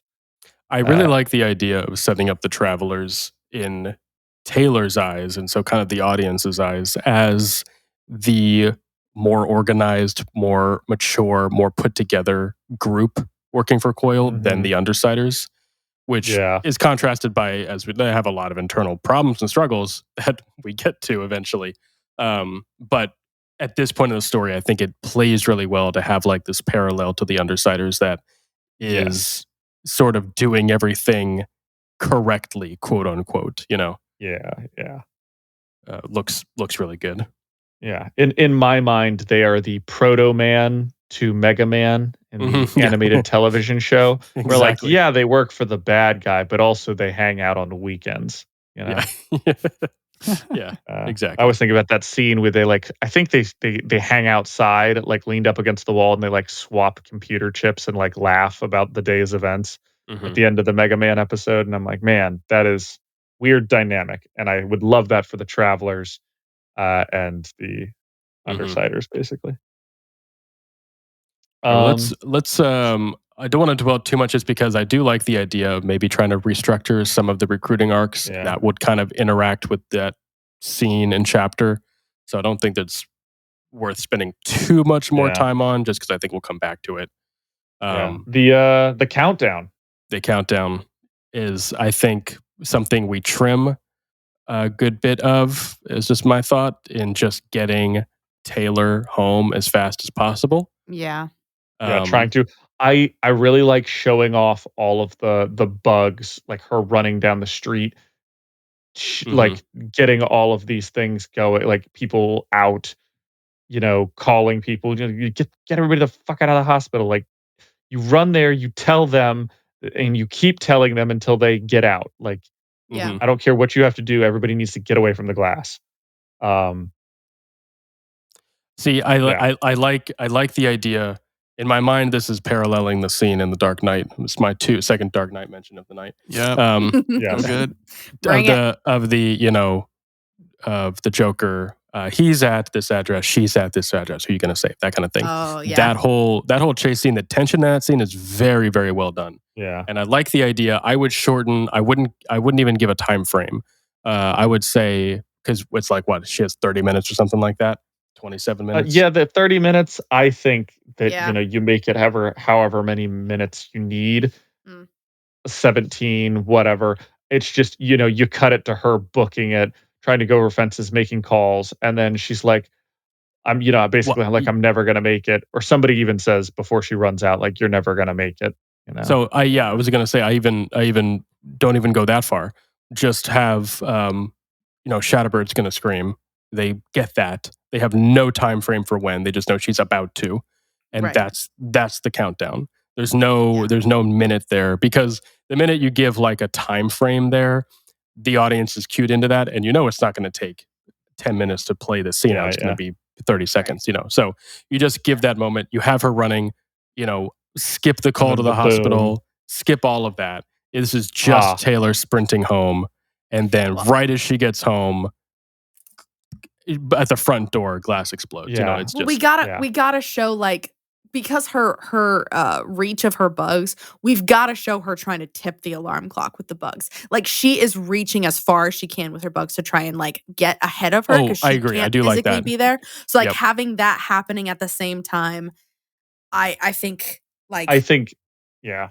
I think her calling the hospital isn't a bad idea, because like it builds that anticipation of like, oh my God, like any minute, like she could be on the phone with her phone up to her ear when the shit goes off. Like, Yeah. Mhm. and kind of that idea of, drawing out that who knows when it's gonna happen. But Mhm. There's something that, she thinks in her head while she's running, and she's kicking people out of buildings and away from glass and stuff like that. Um, and it's that only a few people, period, in the whole world can do what she can right now Oh yeah, with the in terms of multitasking? multitasking Yes. and like getting like saving this many people. Right. And I think having her run down the streets where like even though she's powerful and she's got all the power in the world to save all these people, and she is, her very clearly her concern is, come on dad, pick up the goddamn phone, like, Mm-hmm. and you know, maybe she doesn't make the hospital call, um Well, you and know, that's or that's kind of the point I was getting at is just like how Batman has to make the choice, Skitter does too. Does she sprint home or does she try to warn the city? And she opts to sprint home. okay. You know, that Yeah. being Well- the choice there. Yeah. Yeah, I like that. Yeah. I don't like that. I also don't care that much for The Dark Knight, but you know, that's a Well, I different mean, issue if to we're hash having out. somebody making a comment like, you go, we'll call as many people as we can, kind of thing. Like, Mm-hmm. Taylor, you do what you can control, which is at this point running. Yeah, because also in this case, her thing is multitasking. I don't think her running down the street to her house should be exclusive from all of the buildings around her getting swarmed with bugs as she's running. And people, you know, having quick scenes as she's booking it down the street of people waking up and being like, oh my gosh, and then like numbers and stuff appearing, you know, glass, hide, like being up on the walls and then cutting back to the street of her just, you know, booking it. Booking it. Like Yeah. Mhm. her whole thing is that she can multitask. So like why not have her rescuing the people that she can reach while also her physically as a single individual running towards her dad's house because that's the person she's trying to call. And clearly like she's directed there, but her power is directed everywhere else. Mm-hmm. Yeah, no, I mean, I get that. I think in my mind, I'm focusing the tension on a singular target, but I don't disagree with that take and trying Which to get her. honestly, I would flip flop this if we were doing it the other way around. If we were writing the story again, Mhm. given Taylor's hung upness about saving Dinah at the cost of the city sometimes, Mhm. I think this would fit in with her character. Mhm. Uh, like, I think this would have been better in the book, but the fact that, you know, this one, we don't have Dinah and her hung up on this one thing that she's got to do. I think, you know, do I save my dad or do I save the city? Maybe at this time, genuinely, the character would probably pick her dad, Mhm. but not that much later. I don't think she would.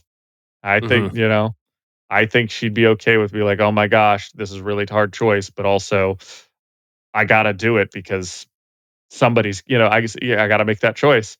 Yeah. Mhm. Um, Yeah, no, it's a good scene. It's a. it's going to be a tense scene. Mhm. Yeah, I don't know about the countdown. I'm not sold either way. I don't think you necessarily need like a physical Yeah, you countdown. don't I guess you don't need it. I do like the idea of her getting, like, right within range and her running up to the house and then, you Well, know, I the think boom. we can Mhm. still show that with like her feeling the vibrations through her bugs and like knowing that it's coming. And I think that would be fairly Yeah, that would easy be to nice. show so Mhm. that like we don't know when it's going to happen, but we do get that like, you know, instant half a second, maybe even a whole second of w- words, I don't know. Yeah. Warning. Warning is the word. Half a second warning, single second warning, like having Yeah.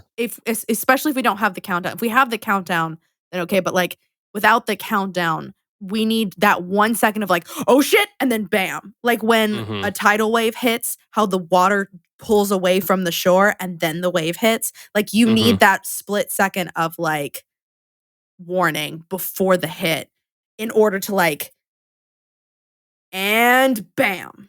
You know, that's Yeah. actually.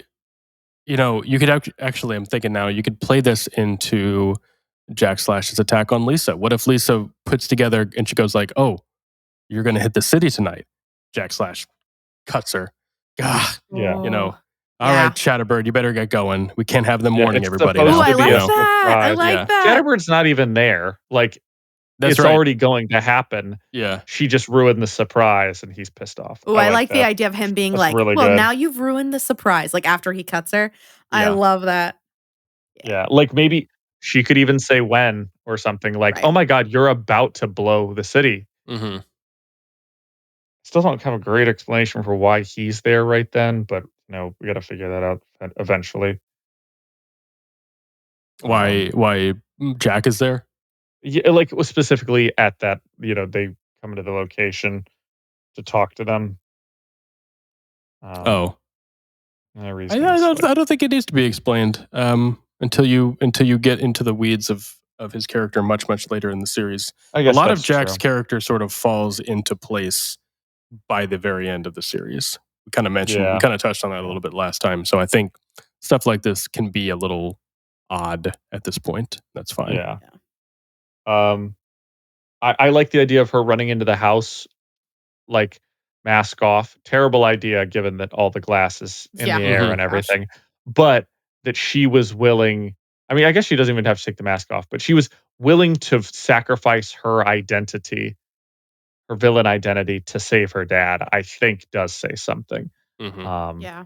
I think That, so like, too. maybe she goes in and he is unconscious or something like that, and she's like, "Oh, well, he is unconscious," and being like, "Oh my gosh," and then the ambulance shows up, and the one of them hands the mask, and surprise, it's Senegal. Senegal, Like, my boy. yeah, Senegal and Yep. Jaw, There like they they've are. got the classic like hats tilted down.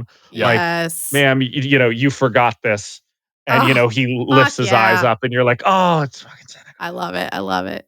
And you can still play that. You don't have to even have her going into the home. I was thinking about that too. I mean, you could even just have her running up to the home, yelling, "Dad, Dad!" Glass goes flying. She gets blasted, falls over, Yeah. and then at that point, she's running in. She takes off her mask. He's unconscious, and you go from there. Yeah. You don't have to have her she'll need to enter the house because I agree. I think that would be a little odd, especially if she doesn't if she doesn't get hurt. So, Yeah. yeah. No, I like the no. idea that she in that moment is fine revealing herself, revealing her identity. I think it's a good moment. Yeah. Let's see. Yeah. After that,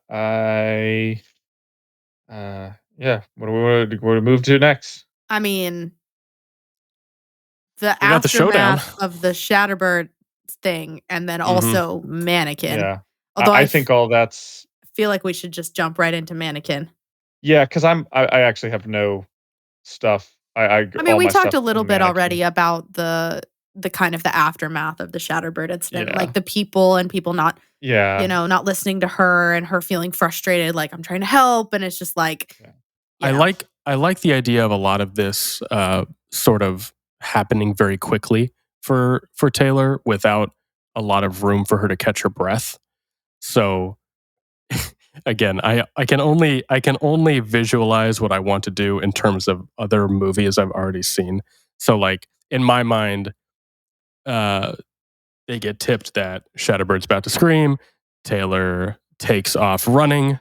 And as she does so, like Scar with the hyena is chasing Simba, Jack just kind of looks at Mannequin and is like, get him, that kind of thing. And then Mannequin slowly takes off after Taylor so that when we get to that moment, because by that point, because we'll have forgotten about we'll him. have forgotten about him. And then she's trying to pick up the pieces. She's back in the group. And then, boom, there he is. I love it. Yeah. I love it. And we already know that like Mannequin plays games a little bit. Mhm. And so like having that thing of like, maybe she's she's running and we're like, where is he? She's looking around as she's running and we're just like, we just don't see him. Like there's no way he lost her. Like, where the fuck is it? So we're waiting and waiting for him to pop out at any corner. We're waiting. And then she's at her house and he still hasn't popped out. Like, where the fuck is he? And then right when we've all kind of forgotten, bam. I think that would, yes. I love the opening up the ambulance. Mhm. Yes. And like, shit. shit, and then Yeah. running back in, and he's Yeah. there. Yes. That's a great kicker to that. I also think we need to have this line said out loud from Taylor. He uses his ability to protect himself and only himself, Mm. which Mhm. is a great line, That's a not good only line. because the theme of Taylor and her territory, but also kind of gives away what his powers are and how he operates. Mhm. So I think that's a great setup for the fight and for the vibe that Taylor is giving off this whole episode about protecting people. Mhm. Yeah, and that is one of the just slightly unfortunate things that we definitely lose moving from literary mediums to visual is that you are going to lose some of the really fun details about certain powers like Mannequin, and sort of understanding the complexities of what he is doing and how he operates. But at the same time, it is that mystery that would get people back to reading Worm. So, it's kind of Yeah. fun to have those elements where people really want to be like, what? What is his power? How does it work? That kind of thing. Yeah. Well, I think we talk about later actually, you know, when they're discussing Mannequin and his ability, like how he works. I think her figuring that out mid fight would, and her, because they know her egging him on at one point by saying like, like no wonder you locked yourself in like a little box. You couldn't even protect your family. Woof. Like, is that like, Yeesh. do you just hate to see somebody succeed where you failed? Ugh. Mm-hmm. Ugh. Like, especially when she's Sorry. trying to draw him away from stabbing children. That Yeah. would work. Like her to get his attention by saying That'll do it. some Lisa like shit. You Mhm. know? Yeah, I mean, I love that, but again, that runs into the problem where you can't just give Taylor that knowledge without setting up why she knows it. So Right. you'd have to Well, have, they were discussing, they were having their roundtable discussion yeah, before, and instead of going, into major detail on some of them, you just like, we publicly know, you know, maybe what happened to Mannequin. mhm, It's very, very akin to what happened to Manton. Except, he disappeared from the board. And for Mannequin, people know that, like, hey, he was this brilliant biome tinker. And when, he lost his family, he went crazy and made himself into Yeah. like a self-sustaining biome. Yeah. Which was another thing. He was famous. He was known mhm, for a guy who was going to change the world essentially and was very mhm, useful for society.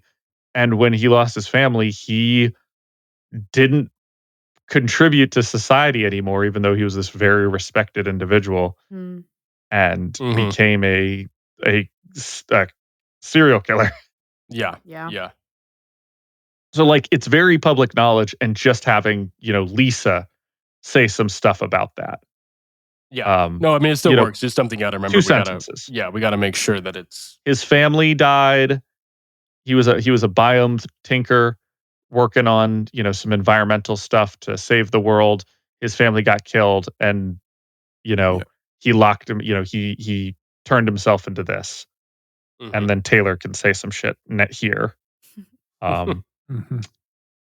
I think we really need to reorder this whole fight. In terms of, Yeah. How so? I think the playing dead needs to happen later. Mm. Um, I think that I really don't buy the spider silk aerial stuff working. the nets, Uh, the silk nets. yeah, I don't buy that working even in the slightest. Yeah. I I buy think it at the it's very, I think one pass at the very end when he's kind of y- crippled and just sort of stopping him at the end. well, they get the hand. That's a Yeah. perfect time to start doing that. I think the arts and craft supplies, perfect. That's your finishing move right there. Um, I think that you have her, instead of the inner monologue of trying to figure out what she needs to do, you have her try a bunch of different stuff. This is what takes up the majority of the fight, is him kicking her ass every time she tries to figure out how to, she shoves bugs in the arm joints. He fucking blows them out, with the heat fence. Yeah. And that's a whacking right there. She tries to stab him. Oh, he's fucking casing's way too hard. That's a fucking punt across the room. He's kicking her ass the whole time, and she's just trying to figure out one way to get inside. And finally she's like, you know what? Fuck it. We're just gonna gunk up the whole thing. And then all the glue and all the arts and crafts supplies and everything she can get her hands on just gets shoved in there. I have a note here. It says, "I'm sorry, but like, what the fuck?" In regards to this whole fight. I know, and you all know, that Taylor is much stronger and much more capable than she thinks she is, than she gives herself credit for. And we've proven over and over and over again that she can, rot people's junks off and whatnot. Yeah. The fact that she survives this still feels a lot to me. Yeah. And I think my only thought with the mannequin fight, because I think that as far as it is, I think the pacing is pretty good. I agree with you, Alan, about the whole playing dead part, but I think for the most part, it feels good to me pacing wise. The only thing that I have to say about this is that Taylor needs to take heavy hits. And this is more fight choreography than it is script, but like, I want to be in pain watching Taylor get her ass handed to her. And like, when she does succeed, when she does have her smart moments of like throwing all the arts and crafts and gunk at Mannequin, it is like, it feels like a last resort, because it is. Like, she's at the end of her rope. There isn't much left for her to do anymore at this point. But like, I just, like I said, this is tough because it's not script, but I have an idea. It needs to hit. Yeah. I was going to say, after you, I would love to paint you a picture of the end of this fight. Okay, so just one last thought that I have about this. So the Wheel of Time show. Oh, boy. Couldn't get through the first episode because of one thing that really drove me crazy. Only one. Well, the one thing that sticks in my mind, because honestly, I've forgotten most of it, but the thing that I always come back to, when they come in, out of the rain, into this little tavern, not a speck of dirt or mud is on these people. Yeah. And it doesn't feel real. It feels like a stupid little fantasy world that we've, popped into, and it doesn't feel real. It doesn't feel realistic. I don't believe any of them. And in that same way, I need this fight to be grimy. I need it to be dirty. I need us to want to go get a tetanus shot afterwards. Yeah. Because of how gritty it is. And I think that already Worm in general lends itself to a really good, gritty world. But like, this fight to me needs to be like, we're really worried about Taylor here. Like,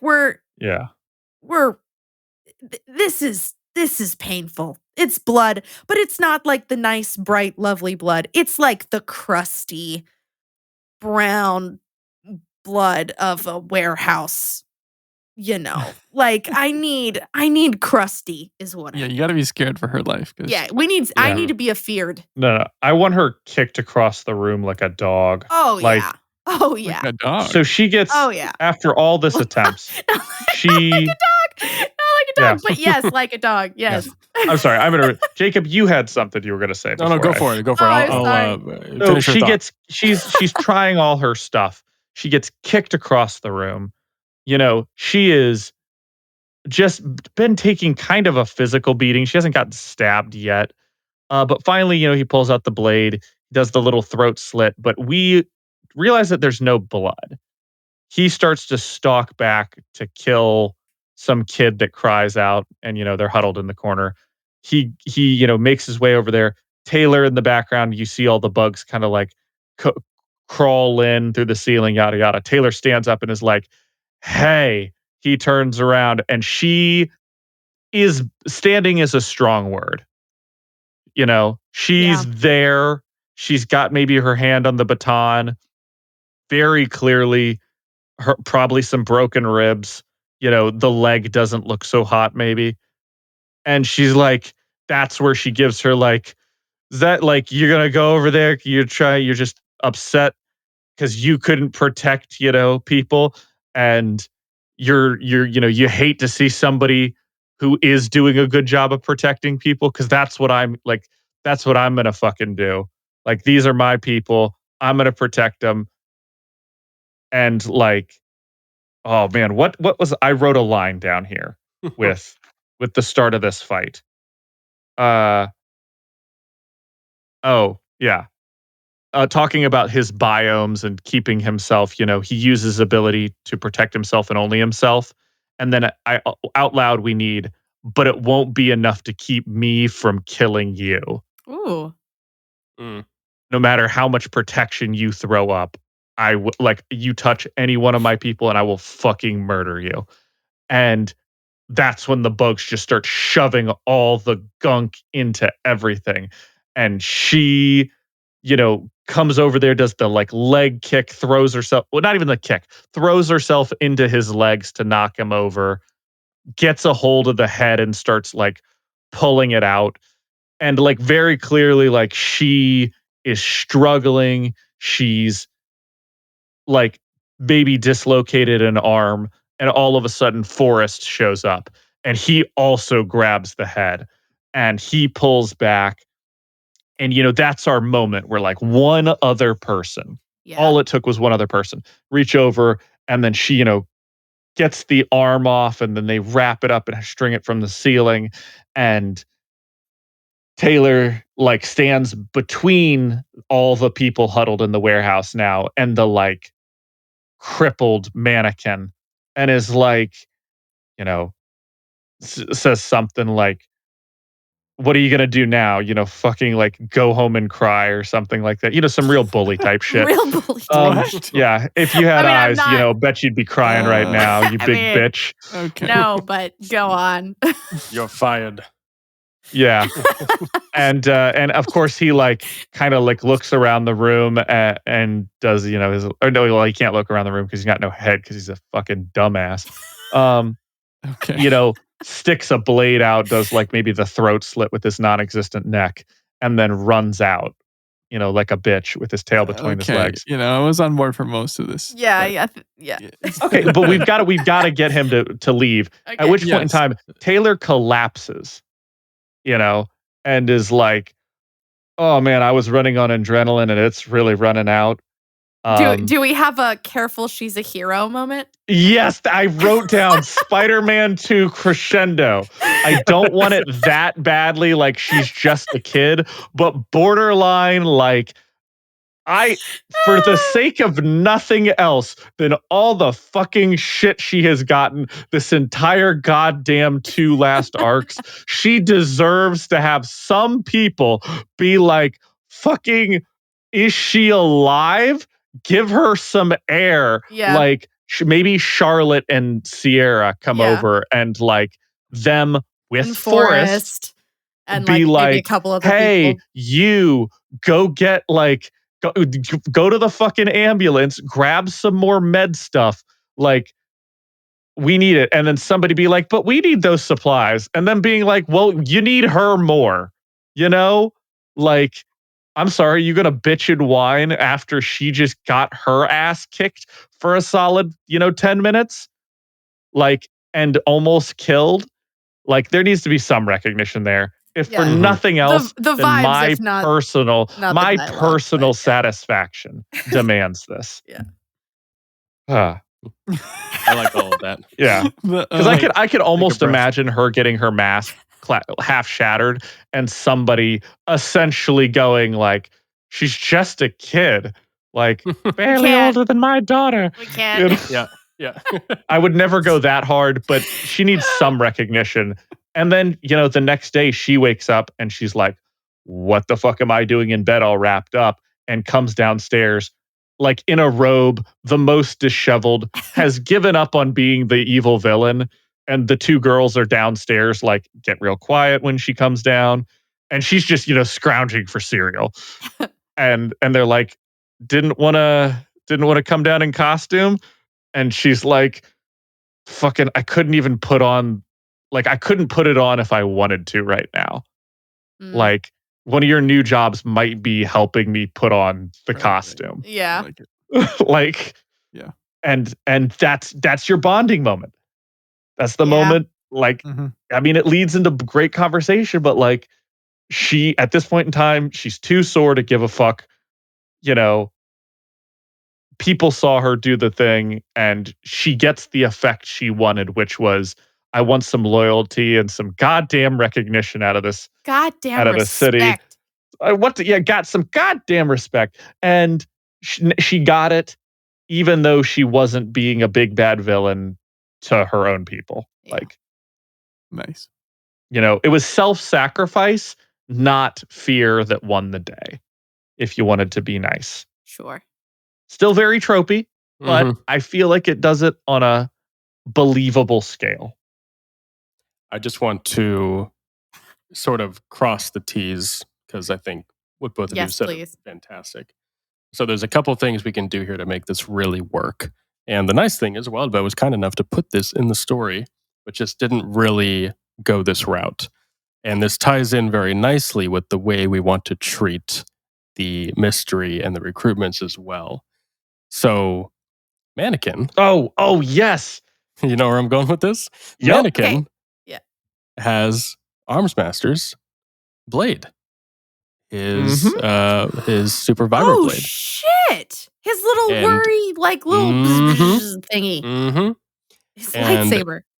It His just happens antimatter to knife? be his little antimatter knife.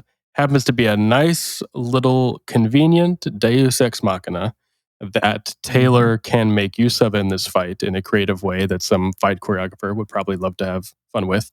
That gives her a bit of an edge and would Right. allow her to win this fight. You keep all of the struggle, you keep all of the of the pain, all of that stays. But this can be the thing that gives her the victory without it coming across as, man, she really shouldn't have won that. That didn't feel Exactly. right. That's how Yeah. it feels. Yeah. And then on top of that, you have the mystery of, wait a minute, how the fuck does Mannequin have this? Mm-hmm. You know, Yeah. Yep. I'm And- feeling that. tie that into the mystery you Mm. want to keep there. Can Applause. Taylor keep that knife? I do like the idea of Taylor keeping it only to give it back to Armsmaster the next time they meet. I think that would be such a cool well, moment. no, not the next time. I feel like he needs to go, isn't that my goddamn knife? And her He's be like, like, what of it, bitch? like, this yeah, I'm little sorry. thing. Yeah, fucking, I put it to better use than you ever did, you big God bitch. damn. This is my toothpick. And I wipe my ass with it sometimes. Oh, jeez. Really cuts through the shit. Yeah. No. But you wouldn't know anything about that, would you? But yeah, no, I think that's great. I love that. I think that can work very well there. I love think so that. too. And then just in the end, I think this would be a great way to cap off the episode.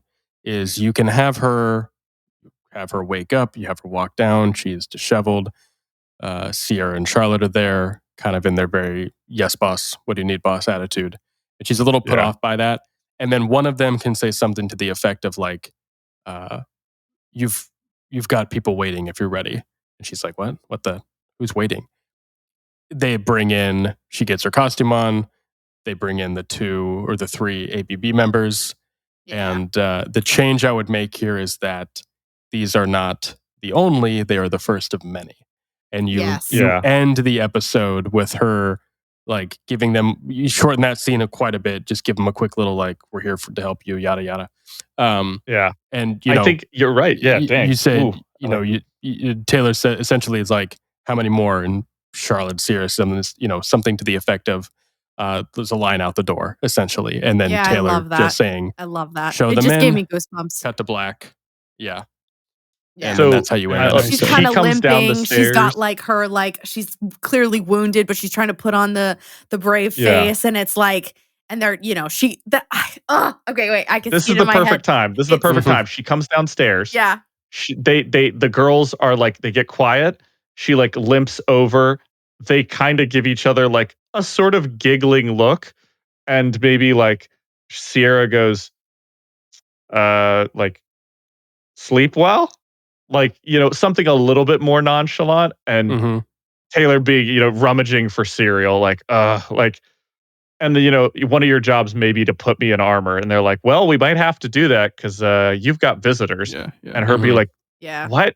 Like, yeah, some people, you got some other people that want to that, like, are shooting for our jobs. Pan down the stairs of like as she's going down the stairs and realizing like, oh my gosh, no, there are quite a few people down here wanting to talk to me. Like, Mhm. and Yeah. that like the difference between the looks on people's faces at the beginning of the episode where they're like, ignoring the girls, ignoring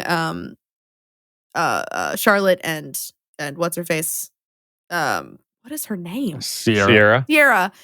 Charlotte and Sierra just kind of ignoring them and like giving Taylor the dirty looks of like, you're just another, those faces are gone and they are replaced with like this kind of hopeful, like, we want to help, Yeah.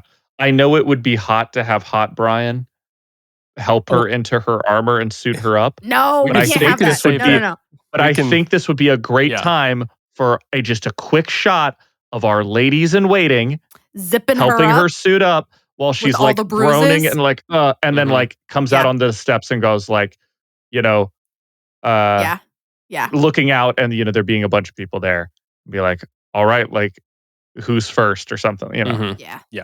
No, Oh, you I could love that. save the Brian conversation for next episode for sure. Yeah, I think Exactly. so. I think so. You don't need that here. Also, I'm good. That's what I'm going to call them now, the ladies in waiting. I like henchwomen, but the ladies in waiting is what I feel like The they are. hench ladies. Yeah. I don't like hench ladies. Ladies in waiting, Why- cool. the ladies in waiting Henchmen, help you put on yes. your armor. All Anyway, so that would wrap up the episode here, which I think is a pretty good place Can you to believe it? wrap it up. I know, Holy right? I'm moly. like, how long is this fucking episode gonna be? I know. Well, the truth is, a lot, like we've talked about, a lot of this stuff would be paced a lot quicker on screen as opposed to the way we read it.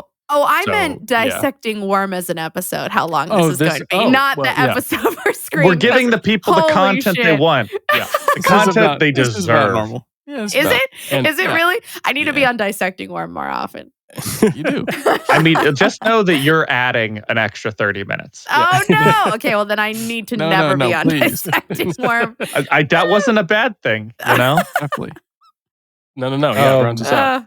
I don't think we need to touch too much on the interludes. Personally, I No. think the Jack interlude gets mostly cut for the most part. I like the idea of if you could give them a scene somewhere taking care of the merchants if you want to, but it's not really necessary. And yeah. then we touched briefly on the assault and battery interlude, and just this would be kind of probably something we'd want to spread out and space in sporadically throughout the season to give Cauldron a bit of Yeah. agency in the story. I I think really this like would that also interlude. be a great time because the whole reason that they're there kicking ass, kicking all of the people's asses there, is because they're just getting their jollies off. Yeah. They're there for a good mass murder spree. And because that's what they enjoy doing.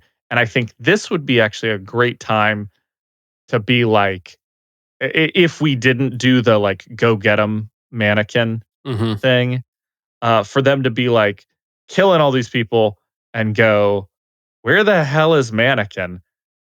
And, Jack to go be like, what a loner. You know how he is, basically. Mhm. Like, never participating in the group fun. Like, he's got to do his murdering on his own, which would show that, like, he's not recruiting right there. Yeah. Mhm. Like, he is. And yeah. If we wanted to touch on that. Otherwise, I don't like all the exposition here anyway. Yeah, I don't think it's necessary, especially if we're going to kind of restructure that anyway. Yeah. Not important. And we talked about the whole intro to Cauldron getting spread out, I think is great, especially on the back of when did we have the big break? Was that episode 10? Mhm. Or I'm sorry, arc 10 that had the big fight with the briefcase full of powers. Yep. So like we got an episode, we could spread that out following that episode, and you've got a ton of stuff there Yeah. to follow up on that narrative of Cauldron. Mhm. And again, like, especially if we end up sort of going with some pretty heavy rewrites in terms of giving Weld and the Ward some more bits, you throw in, Neuter and Gregor in as well, and maybe have a scene with one of them interacting with Weld. Just little things like that you kind of throw in, just keep the world building and keep all of that mystery still sort of moving along. And I imagine, I think we'll probably revisit the interlude too as we sort of structure the season as a whole at the end of it. So before my computer turns off, because it's on low battery and I forgot to plug it in, and we hit 2 hours, there's something that I would like to touch on that I mentioned before, maybe. Correct me if I'm wrong, but we should keep an eye on moving forward, and that is the new problem. Continuing problem, I would like to call the directorate problem. Mm-hmm. We have a ton of directors in Worm, and we are about to have Taylor go through them like tissue paper. So fast that I would actually say we potentially condense some of them together. Mm-hmm. And I think potentially a first really good one, and I think we'll just, something to keep an eye out for as we move forward, is that we retroactively go back and we scrap Pagot, and we start off with Thomas Calvert as the PRT director currently. Yeah, I mean, this is definitely something I am more than happy playing around with as we structure everything. I do think it gets way too confusing, and to be totally honest, I forget the importance of each director and kind of what they accomplish. Because I feel like in my mind, you could just keep Pagot or Piggott, however you pronounce it, as pretty much the director the entire time until the important one. At the end, Thomas is right after. Mm-hmm. But I think if we were going to keep, and like I said, I honestly don't remember how Piggott gets outed. Mm-hmm. Other than maybe the no, not even then. I don't know how Piggott gets outed here, but that we should have that. Like, if Thomas was already the director, it would make sense the amount of infrastructure that Coyle has set up in the city, and like the idea of like how very much like his power plays two sides, which is also akin to how he even plays with the villains. Like, I feel it fits in his character. I feel like it's a good setup and a great couple of twists that we wouldn't have to fuss around with, and then you could just move to the next director, which I think is Tag. I think there's a lot of wisdom in that, and that could work very well, I think. So, yeah, I'm definitely, and I'm gonna have to refresh my memory. Yeah, definitely gonna revisit that, but I definitely like the idea of simplifying a lot of the directors. And maybe I'm thinking about that with a lot of characters too. Like, a lot of times when it's like, oh, we have Battery I hate to say it, but maybe we switch out Battery with Miss Militia all the time.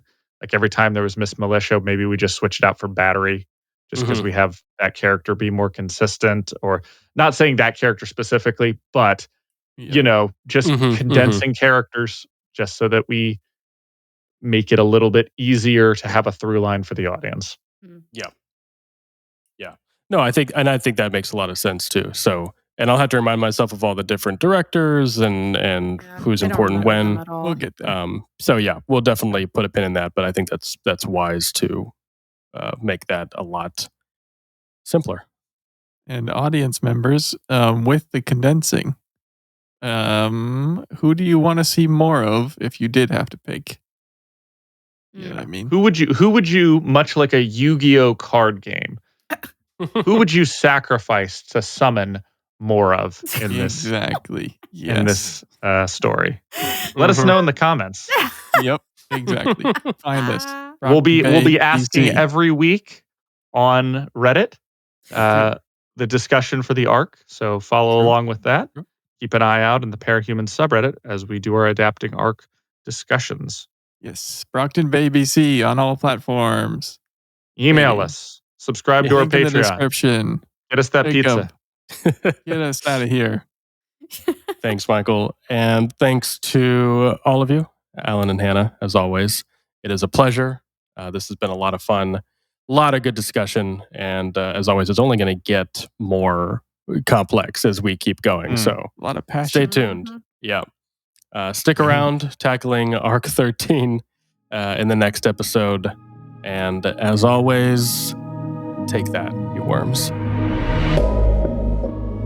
Thank you so much for listening. Read along with us at parahumans.wordpress.com. We'd love to hear your thoughts. What did you love? What did you hate?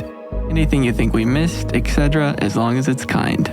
If you'd like to get in touch, you can find us on Twitter, Threads, Instagram, TikTok, and Reddit at BrocktonbaybC, or click the link in the description. We have a very exciting announcement. We now have a voicemail, 980-999-0438. You can call us, and your voicemail might be featured on one of our episodes. Do you still have bitter feelings about your ex and no way to get it out? Well, perhaps you could consider hiding it inside a worm-related rant. Tell us all about how Legend broke your heart, or just how Skitter won't call you back. We'll listen and air your grievances at 980-999-0438 on the podcast. That's right. Leave us a voicemail about your sad life at 980-999-0438. What triggered you?